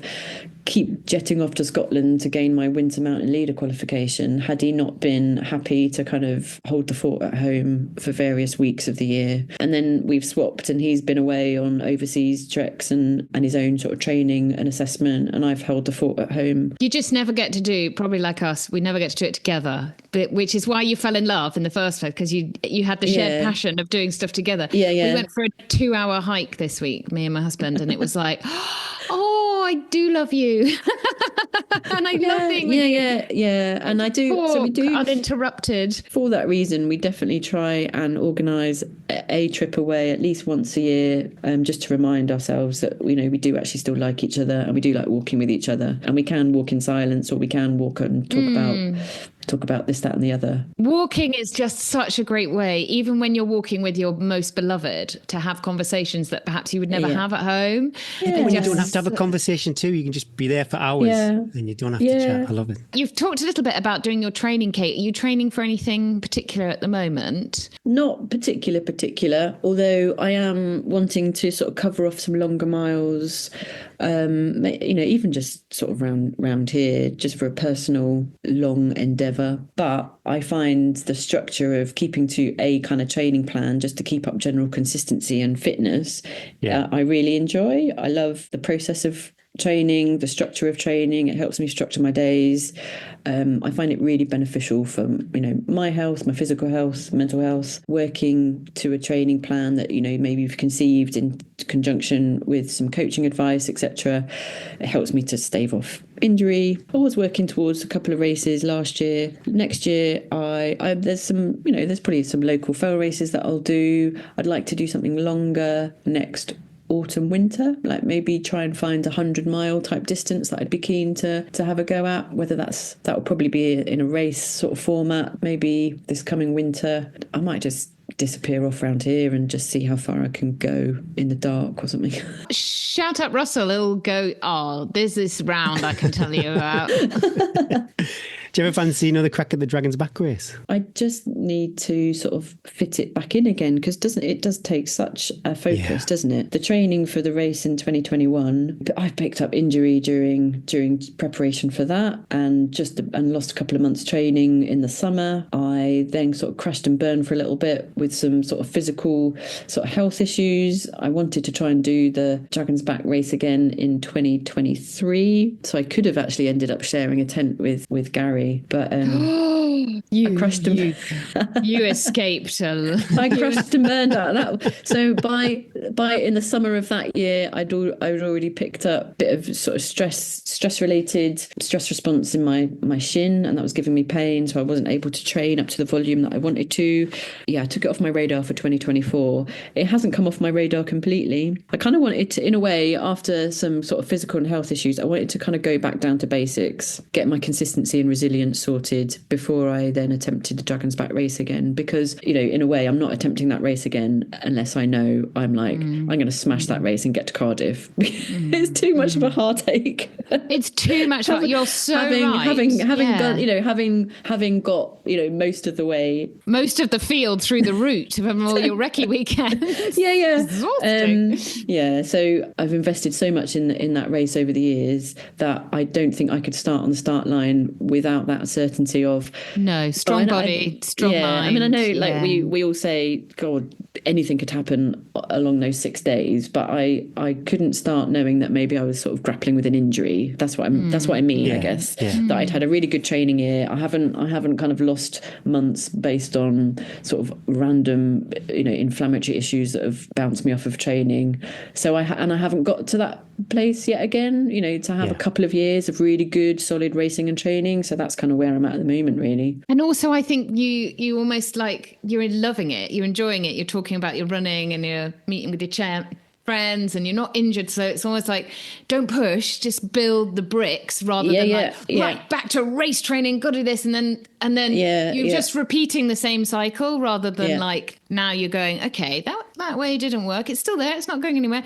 I know people say, oh, you got to do it now because but it's not your right time. I was going to say I should have learned from that. We never do, Kate, so it's fine. We can say it all as well. In 2023, I should have, after I'd come off of the back of a year of not racing and running and actually being quite injured and kind of managing all of that, I should have really sort of known that, kind of saying to myself, I'm going to do the Dragon's Back race again in 2023. I should have known that would have been that was not an appropriate goal to go for, in a way. Hindsight is a cruel mistress, and you can look back on things. We've sort of talked a little bit about so offer recce days. It's not just for Dragon's Back, is it? Well, Raw Adventures currently offer official race recce days for Ultra Trail Snowdonia, these official recce events for the Dragon's Back race, but also we respond to bespoke inquiries. It could be Paddy Buckley round, or I just want to go out for a guided run, or I'm keen to improve my navigation, etc., etc. That's in a sort of a running context, but then obviously lots of other work with loads of other types of people as well. So thinking about the recce days, if perhaps people are listening and have signed up, because those are the two sort of like biggest, probably most well-known in the last few years, there's the Dragon's Back and the UTS series of races, which is becoming more and more popular, but is over a route which is very hard to recce to get to for people that don't live in that area. And also, but it's so important to recce because it's quite a lot of money to enter. It's quite a big investment. And if you haven't recce'd the route, then but if you have recce'd the route, you're ticking a big box for that race, that you know what's coming. What can people expect on a recce day? Because I think sort of looking at it from the outside in, one thing that would really worry me, especially as a woman, is that I come and I wouldn't be able, and I bet this is the question you get, can I keep up? Am I going to be, is it a race? Because we all know what happens when you get a group of men together for a run. It's very different from when you get a group of women together. Could you give us a little flavour of what a recce day is like? We do get that question a lot. That's down to our planning, I would say, and our ability to really manage people's expectations from the start and how we kind of lay out the objectives for those recce days. So we kind of talk about them and promote them in a way that they are recce's of the race route. They're not training runs. You know, you should be doing all your training back at home. They will feed into your training. They'll give you good time on your feet. So you might be out for like 8 hours of a day, but we always stress that the distances that we cover, I never pile on the distance when I'm trying to plan these days. So what I'm focusing on is describe them as like the thinking person's recce. They probably run at a slightly slower pace than maybe you'd go out if you were training by yourself. There's a lot of stopping and starting and regrouping. There's a lot of information to get passed across. So actually the staff, you know, we regularly stop, regroup, you know, input of skills or information, looking at the map, sharing chat and stories from the group itself. So you could always expect, you know, some really good information prior to arriving, you know, a really good brief in the morning so everyone knows the plan or what's happening with the weather, how we might change the plan, what aspects of the route that we're recceing. I've never come to the end of a day's, you know, route recce with anyone and they've said, can we carry on? You know, what my intention is to not break people, because people have got their training plans to go back to that coming week. I definitely try and work the recce's in accordance with what I think people's training plans would be doing in a given year. So maybe starting off fairly accessible and adaptable, and then the longer recce runs, you know, they might be up to maybe 18, 20 miles. Some of the longer ones, but then they don't happen until maybe the June, July, you know, if you're working towards something like the Dragon's Back race, because then that should be hitting the time of year when folk are probably at the highest volume of their training plans, you know, in terms of hours and ascent. Yeah, it's all about sort of minimizing kind of injury. So I actually advocate a lot of, if we've got kind of long tarmac sessions, and you'll know this, Gary, you know, like some of those long tarmac sections on day 4 of the Dragon's Back race, for example. Yeah. You know, sometimes we offload folk into some transport if they want it. What I have found is when people kind of go at those road sections on recce's, you know, a couple of weeks later they're kind of emailing you back going, yeah, so I've picked up this kind of like sore shins or a bit of tendonitis. You're like, yeah, you shouldn't have run that road, you should have got in the van. And people get excited, don't they? Especially if you're on technical train, then you hit the road and people are like, let's just get this done. I can run. And get this run. And I'm carrying weight, which I'm not normally running with. I kind of get the fact that it's good for training, and people like to see the miles tick over on their Strava, and they kind of like to see what miles they've done at the end of the day. But certainly from a staffing point of view, the staff will get in the transport, because we don't want to ruin our feet and our shins. Straight in there. We're usually like, yay, there's the van, we're all getting in, see at the bottom. But no, so you have to be careful that you kind of expose people to the right sort of training and recce stimulus, but without crushing them. Very hard job to do, especially when you have a new group, I imagine. Have you got your biggest success case? Have you got somebody that came to you that was like maybe terrified of Crib Goch and then... Oh, definitely multiple people that have been terrified in the car park at Crib Goch. And what do you do, Kate? How do you handle that fear? Because that's very hard. You can't tell somebody, don't be frightened. You'll be fine. No, quite the opposite. You sort of like, empower them by agreeing that there is an element there's consequence on Crib Goch. It's an exposed sort of mountain ridge, but also with the right approach and understanding and knowledge of the ridge, and sort of building up people's confidence in terms of foot placement, route finding, how and where to kind of position themselves, their body in sort of dynamic body positions in sort of different weather conditions, whether it's wet or it's a bit windy. So we go through all that really, really slowly. So, an ascent of the East Ridge could take like an hour or so, because you're really kind of unpicking these sort of technical skills. And then across the narrowest section of the ridge where, all the photos are taken and the YouTube videos, we just really take our time to go through just the physicality of moving along that ridge, what feels secure, what feels less secure, body position, transfer of weight, leaning into the ridge, not leaning out, so it's really kind of really hugging the ridge. yeah. But actually, I find some of those videos quite triggering, because they do something with the fisheye. It makes it look, it is extreme. I'm not playing it down. My goodness me, I was not comfortable on the ridge, but sometimes it looks far worse than what it actually is. Correct. And a lot of people do say that. And actually, one of the really rewarding, pieces of feedback that you get at the end of a day, where we've sort of recce'd the final section of day one, for example, is that folk are like, I've really enjoyed that. I was really nervous, but now I feel better, and I might come back and do it again, and I feel like I can tackle that in the race. And then they come to the race day, and they report back saying, I felt really confident, and I wouldn't have been able to do that without guidance from yourselves. And that's ultimately what we're there for as mountain leaders and mountaineering instructors with sort of technical experience. That is exactly where we can kind of input our skills and experience. And and myself and colleagues that I work with, we've sort of verbally coached people across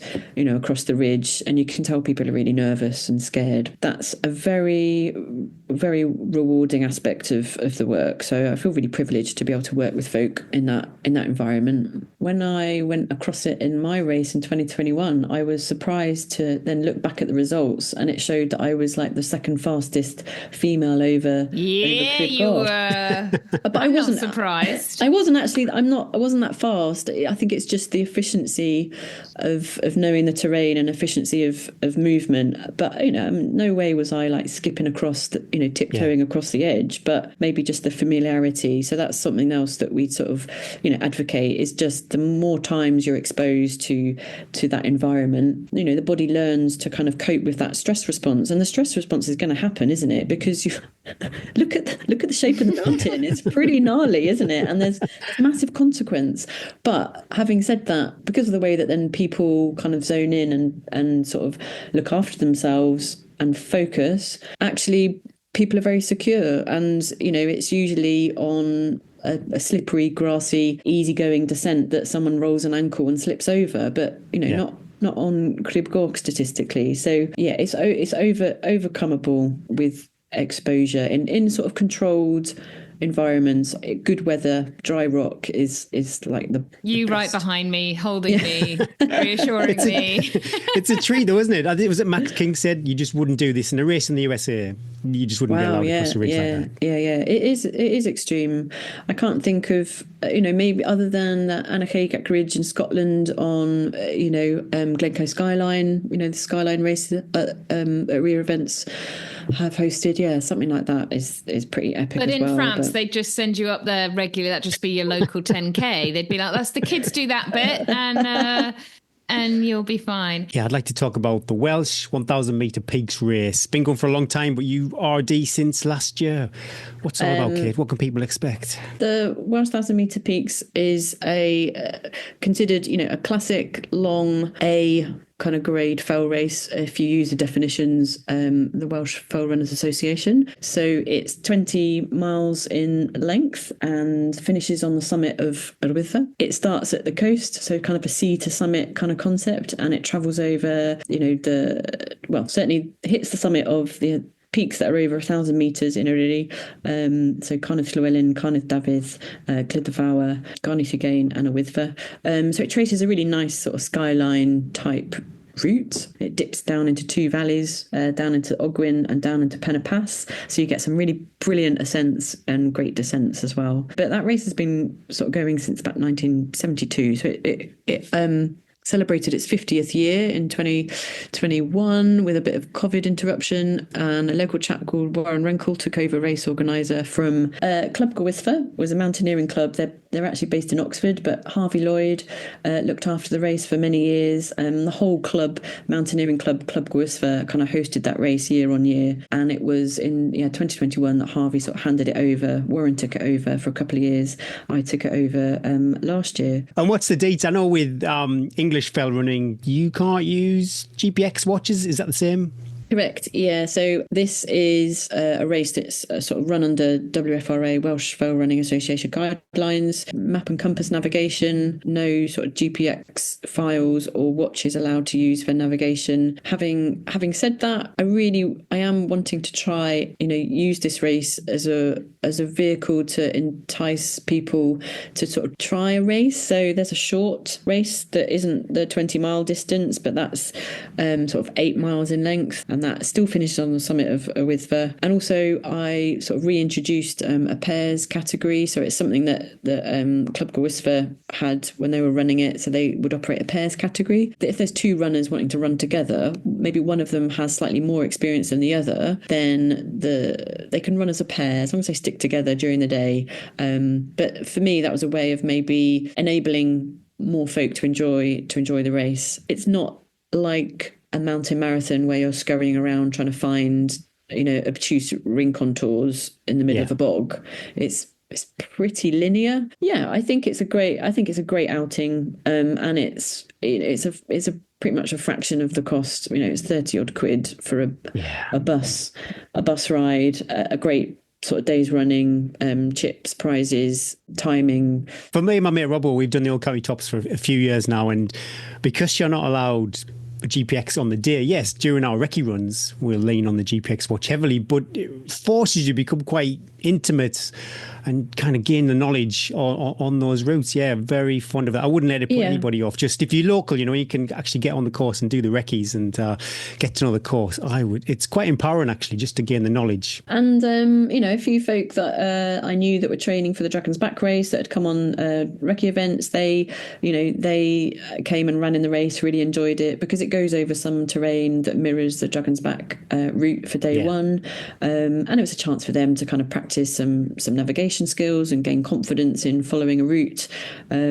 using their map and their kind of their eye. And I hope it continues to be a popular race. We're never going to attract kind of like hundreds and hundreds and thousands of people, as long as it can run and it's viable and volunteers want to get involved in the day and make it happen and people want to come and run, then I hope it can continue, really. Entries open now and it's end of May, isn't it, the race? Correct, yeah. So entries opened on the 1st of December and it's, Saturday, 31st of May next year. We will pop a link in the show notes. I think it's fabian4.co.uk / My husband has actually done this route. He has a T-shirt circa. He still sometimes brings it out sleeping when it's very cold. That's a flex. That's a heavy flex T-shirt. It must have been, it's pre-me, so we're looking at like 25 years ago now. Wow. I think the army guys must have, because it's a big... They ran a military, Club Gwythfa ran a military category. So he must have maybe stomped around. I need to ask how you got on in that category then, young officer. And because Kate, you did mention to me that as he could navigate, I could be the lungs, he could be the brains on this. But then I saw you can go with a 14-year-old, and I thought, hubby and the 14-year-old, that would be a sensational day, especially. Yeah, but then the 14-year-old's mountain legs are incredible, and Bryn would be crying, going, just stop for 1 minute. That would be super nice. Yeah, that was another pairs category that I thought would be nice. That nice to get kind of young runners involved. I love that idea. I really love that idea. It's on our radar. I expect everybody listening it will be on their radar now too. Right, we've used up loads of your time, but our quick fivers are incredible. You've been so generous with your time, Kate. But before we go, quick 5 questions. Have you got your phone, Eddie? We can all check this out. Well, I don't know if you, I don't know if you use Spotify, iTunes, or Apple Music, or whatever it is, or Any Amazon platform, Music. we don't mind whatever. We don't mind Oi, any oi, oi. platform. We're not judgy. Okay. What was the last song that you listened to? How do you find that out, Gary? Because mine's Well, it's playing a just podcast literally- I was listening to. I go into Oh, iTunes. no. Okay. I've got and Justice for All Metallica. That's my last one. Someone to You by Banners was my last one. Are you like a Harry Styles fan? Are you a Bon Jovi? She's hiding kind of something, girl? definitely. Scrambling. I'd probably like put on something by the Killers, Mr. Brightside. Oh, Very you can't go wrong. good. Can't go wrong with that. It's the cheese and pickle sandwich time. Thumbs up or thumbs down. It doesn't have to be cheese and pickle. It could be some other wet What? It item. does? No, Okay. no. What are you doing? What are Thinking you doing, hummus. Gary? It could be coleslaw. It could be maybe a bit of beetroot. What the No? hell? Not beetroot. I like beetroot, but I wouldn't want to be bothered by very Stainage. the stainage and out then the the other pea. end during an ultra. I like cheese and pickle. I like cheese and coleslaw. I like something kind of moist in my sandwich. Favorite bit of kit for 2024. Favorite bit of kit that I don't leave the house without ever is a buff. So much so that when you do like face recognition on your phone, if I'm not wearing my buff, my phone doesn't recognise my face. I love it. Guilty TV pleasure. What are you watching at the moment? We've been binge watching a series called The Resident, which is sort of, I think it's a few years old now, but I just randomly found it, so we've been binge watching that. What platform's it on? I've got to do a bit of research. Netflix. Yeah, the Doctor. Is it the Doctor with... Oh yeah, the Doctor with the gravelly voice. Yeah, I think I've watched a few of those. But it's good. It's good. It's a bit ridiculous, but we just got a bit hooked. Instagram story music time, Kate. Every week we share the podcast over on Instagram and Facebook. You get to pick our song choice for the week. What's it going to be?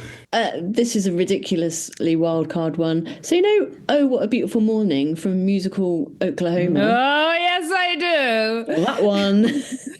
With the old version or with Hugh Jackman singing it? No, the old version. The old version. I think it's like someone. Is it Gordon McRae? Maybe. Yes, I think you're right there. Just childhood memories. I used to watch a lot of musicals and listen to a lot of musical music, just because I just so uplifting. So yeah. Yeah. Oh, what a beautiful morning. Gary's dying inside. I'm going to look forward to that. We've had a good run. It couldn't last forever. Kate, thank you so much for giving up a lot of your time today. We grilled you. We feel like we know much more about Kate. We know much more all about, wow, if I was in the market for a Crib Got guide, I would be knocking on your door. Amazing work that you do. I bet anybody that's worked with you has changing people's lives, enabling people to go into the mountains safely.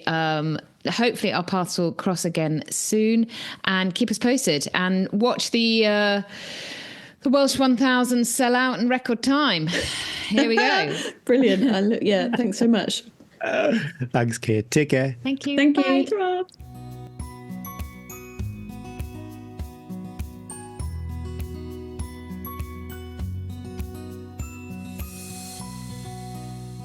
Thanks to Shocks for sponsoring our Strava Club and the Tales from the Trails section. Earlier this year, I did a couple of YouTube reviews on the Open Run Pro and the Open Fit. Both of these products were fantastic. I popped the link in the Facebook group. Yeah, if you've got your eyes on either of those, then check out the reviews. And before anybody calls me out, did these reviews a long time before Shocks sponsored the podcast. I know people could maybe look at a review and go, oh, well, he's going to say they're awesome because they are sponsoring the podcast. But these were done.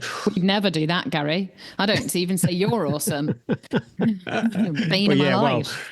I did these. Could be 9 months ago. Last week, yeah. I love this. I love when a little question comes into my life and I'll go away and then find out the answer. Well, so last week I mentioned the Open Swim Pro with their 32 gigabytes of storage, and we wondered how many hours of Disney classics we could squeeze onto them. Well, there is a lot. This is somebody else's article. I've just copied this from Google, so it might not be completely right. And I don't think the person who wrote this article is a fan of heavy metal or prog rock due to the average song length. But anyway, in MP3 format, songs are approximately 1 megabyte for every minute.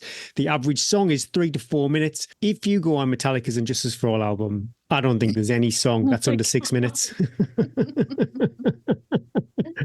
I'm not buying them then. I'm not buying them. And Russia's classic 2112, over 20 minutes of delicious rock. So yeah, skews the algorithm a bit. But yeah, roughly speaking, 3 to 4 minutes. That's rounded off. A 32 gigabyte flash drive. Oh, that sounds like a maths lesson. I've started listening. Come on. Listen to this. 32,000 minutes of music. That's roughly 8 to 10,000 songs. That's going to keep you going if you've got a 24-hour track race, your Winter 200.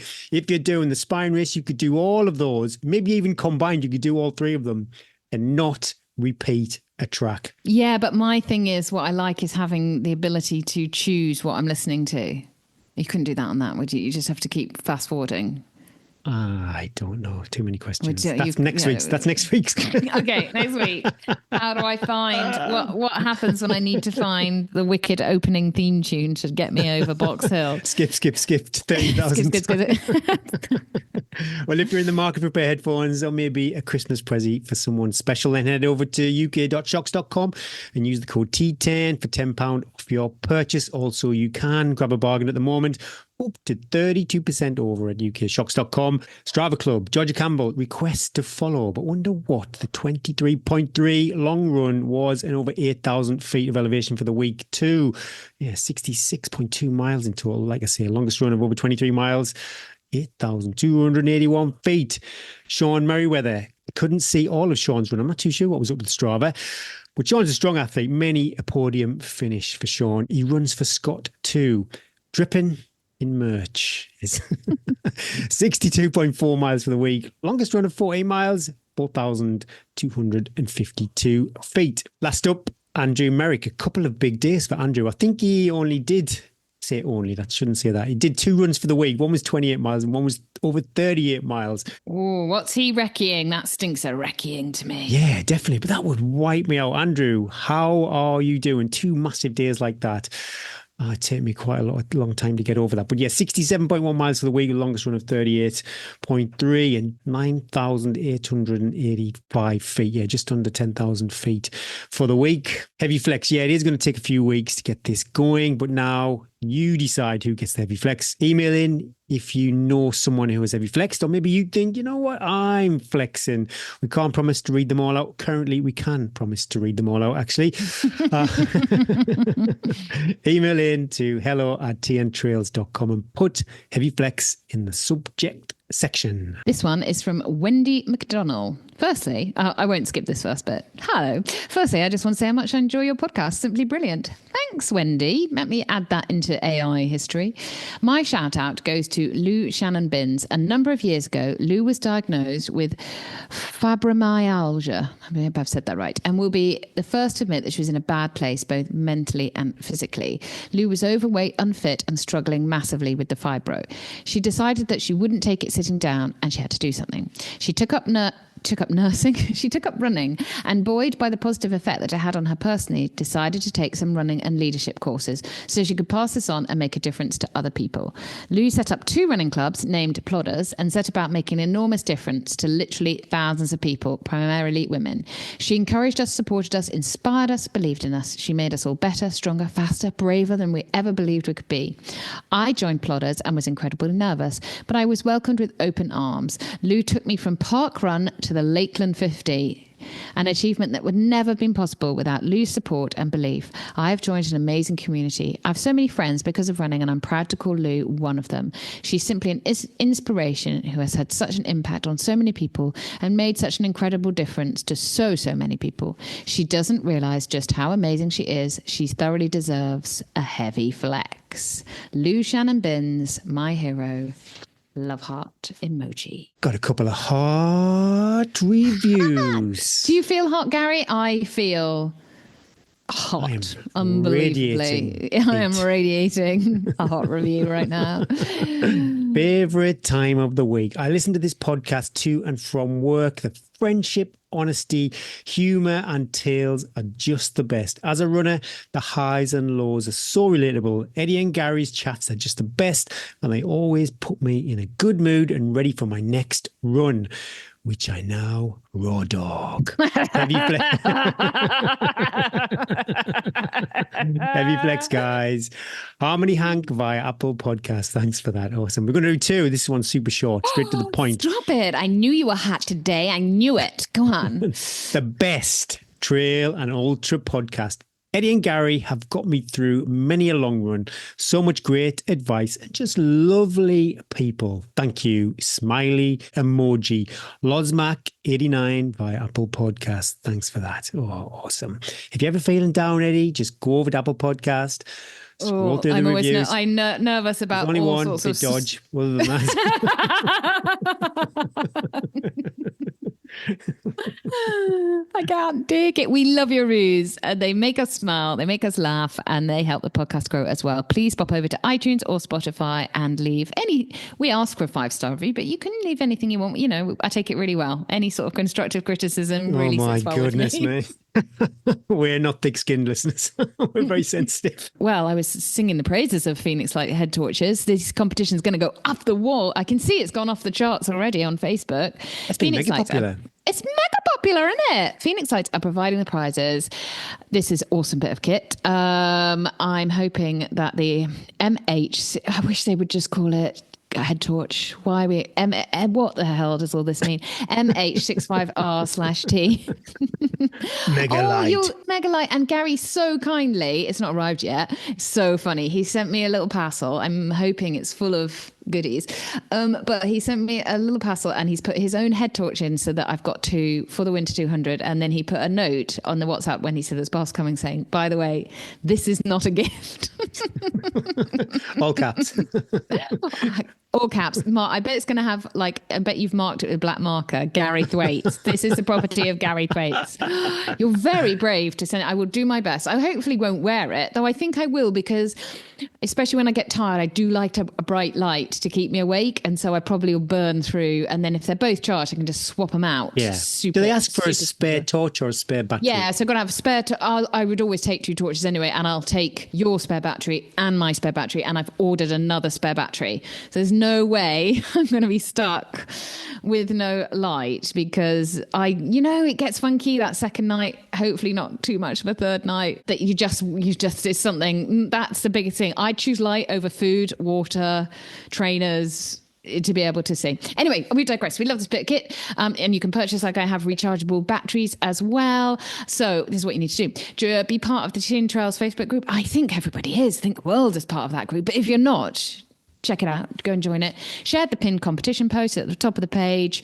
Make sure that you can share it. Check your privacy settings so we can see it. Post a pic to do with light. It can be anything. It can be you lighting up the trails. It can be sunset, sunrise. You could just be the light, like you, Gary, in my life, the light.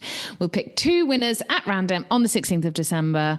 Kudos to you all for lighting up the trails, and thank you to Phoenix Lights for supporting this competition. And if it's by 16th of December, we could have it packaged up. If you're on it, dear listener. They're waiting there. They're waiting. You could have this by Christmas. Oh my gosh, imagine.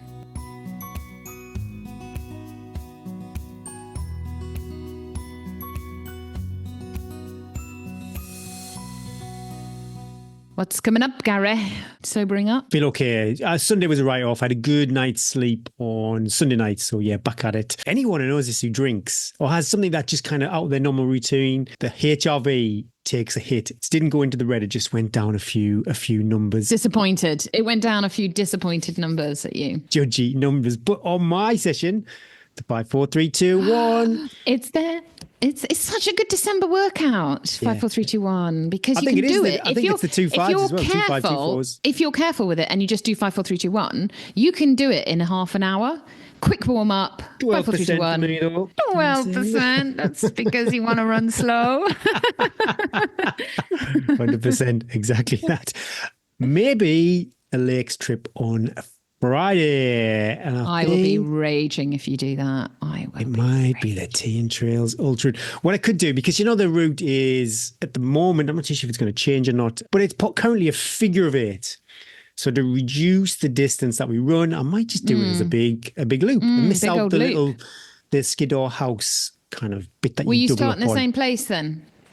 Well, that's super easy for us East Coasters to go and rock up to. And it's easy for car charging, and it's got Yeah. a nice snackery at the end. So we'll do that. But all three of us are doing the Two to Helvellyn. So maybe we'll do a Two to Helvellyn recce because Pooley Bridge is easy for us too. That side of the lakes, not 100% sure yet. Get the decks up.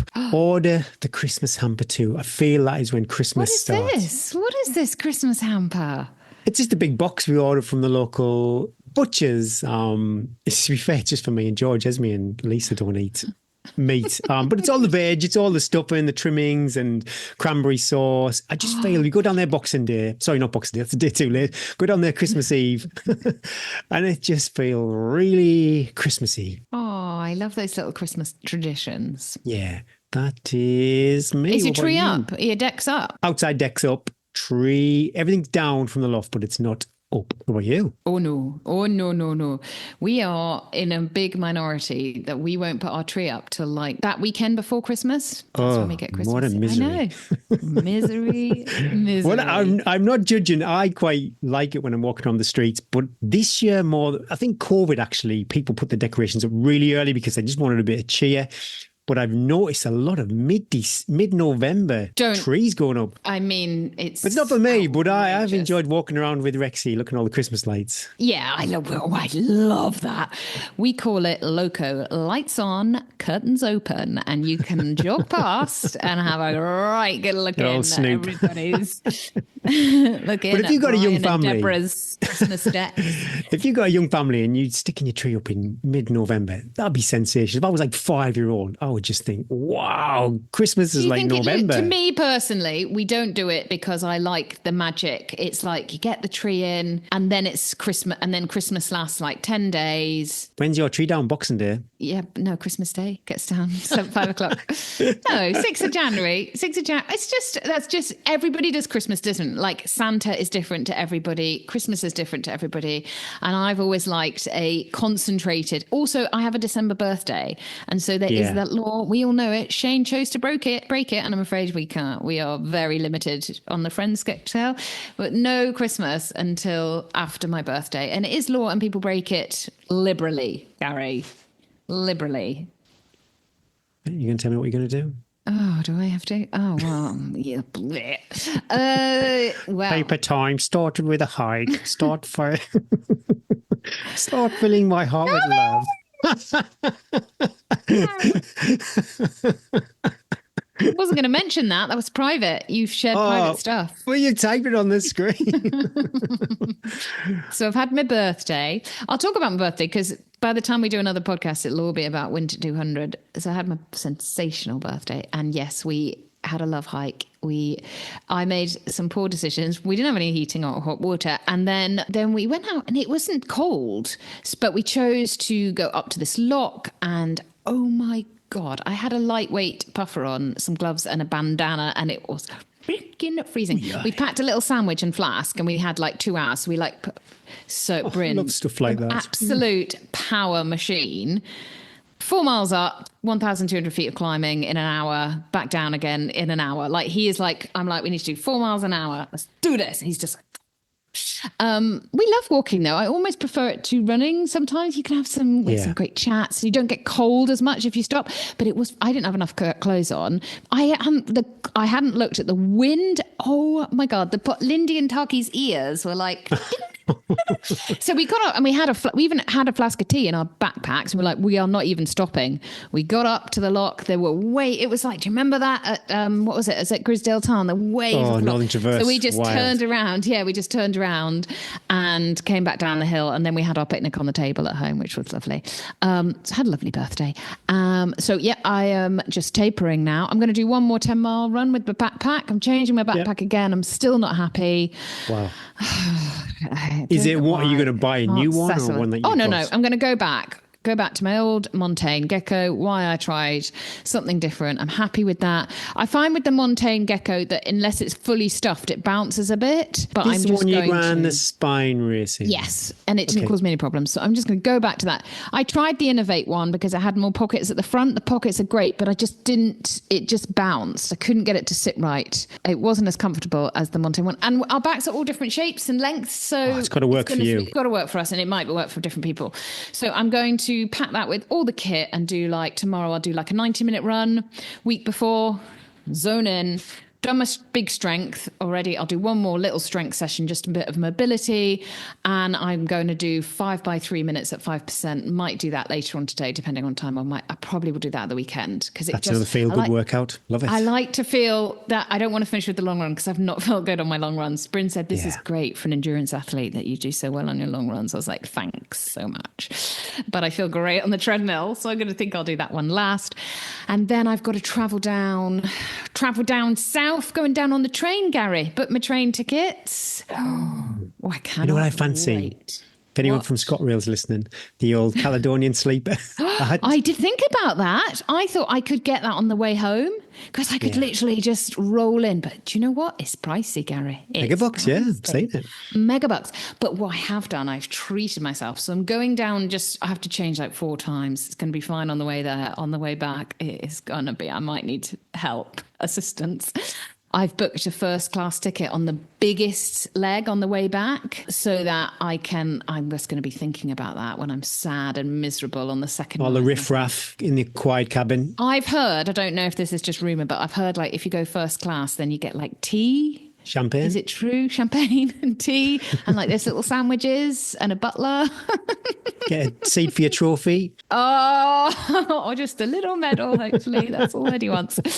So I've sorted that. I've got some marvellous friends that are going to be looking after me to take me to the venue, and they're on call for the pickup. I'm doing it crewless, so in some ways, it makes the race harder, but actually the admin, all I have to do is order all my food, put it in my bag. And then when I leave checkpoints, just a reminder for people to make sure I've taken the food with me, because that is often...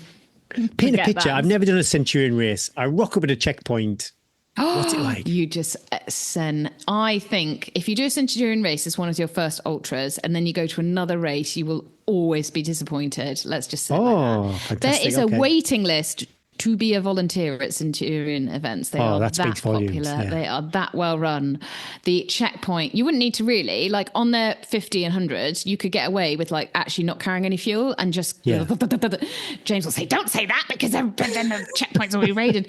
Says something for everybody. And I love that the volunteers are all super lovely. They're nearly all runners, have experienced it, have run the events. So when you go in and you're crying or making poor decisions, they'll be like, come on, here we go, fill this up, off you go, bye. Nothing phases them, and you can't be well enough looked after at a Centurion event. That's why I feel really comfortable not having a crew, because I know that I'll be able to sort myself out at the checkpoints. I'll be well looked after. It's an adventure, isn't it? I'll get through it, hopefully, in one piece. It might end up being a long walk, but that's all right. I'll just be singing, I'm driving home for Christmas. It's taken me a long time. It's taken me much longer than I thought. It'd be good. You'll probably see loads of familiar faces too. It's going to be blast. Oh, it would be lovely. And it goes past lots of old haunts of mine, lots of racing I've done on a lot of those trails. So I'm for the lack of how I don't feel ready for a performance, there's lots of big negatives that tick off, in the fact that it's very familiar territory for me. There's lots of people that I know. I'm in with the lovely Centurion crowd. So there's nothing to dread. There's nothing to fear. Just one step in front of the other, and then get on that first class train home and come back and tell you all about it. But if people are wondering, because Eddie is really super busy next week, there will not be a podcast. Well, because the race starts on Wednesday. It's not that just I'm super busy. It's also that I'm traveling on Monday, registration Tuesday. And what am I going to say anyway next week? I'll just be like, I can't talk about it. feel sick. I can't do it. Yeah. Oh my God. I can't even comprehend. I can't compute That that. fear. Oh, it's awful. The couple of nights before, everyone knows it, of like when you've got a big race and you're like, but I think I was so frightened before the spine. I remember the night before thinking, what the hell am I doing? 265 miles. Yeah. How can I even, I remember that fear, like all encompassing my whole like stomach and stuff. I'm just not going to go there again because I'm just like, that was such a waste of time. I can do it. I can do it. I just have got to not be sick in the first 12 hours and that will set me up for the rest of the race. Yeah. So I just have got to manage that first 12 hours. Everyone will know that first checkpoint. If I'm in it for more than half an hour, damn it. Tension. Tension. Yeah, but even if you are sick, like Northern Traverse, I remember that vividly. You said, I'd been here before and you knew you were going to come out of it again. Just don't want to be there again because it's not good times. I hear you. Goodness me, I hear you. Good times. But if it happens, I'll deal with it and I'll just be in my head going, oh, this is just going to be a joy for the listeners. It's going to be a joy for the listeners. I think it's going to be incredible. Best of luck. We'll speak before then, obviously, but just for podcast continuity. Thank you, everyone, for tuning in. We love you. Please keep listening. Please share the pod. Share the love, pop over to YouTube, subscribe, or even give the gift of Patreon for Christmas. That's what I'm giving to Gary and to Bryn. And then you can get your lucky hands on those discount codes. Thanks to Precision Fuel Hydration, Shocks, X Miles, Beta Run, and Protein Rebel for sponsoring the show. Remember, T10 for Shocks, T15. I didn't know these were actually different numbers as well. You're clever, Gary. T10 for Shocks, T15 for Protein Rebel, and Caps Lock T24 Precision Fuel Hydration. Thanks to our partners and patrons too. We couldn't do this without you and your ongoing support. Let the trail rise to meet you and the wind be always on your back. Be kind to your future self, breathe and believe. Progress, not perfection. And don't forget, you are sensational. My name is Gary Thwaites. And I'm Eddie Sutton. And that was episode 99 of the Tea and Trails podcast.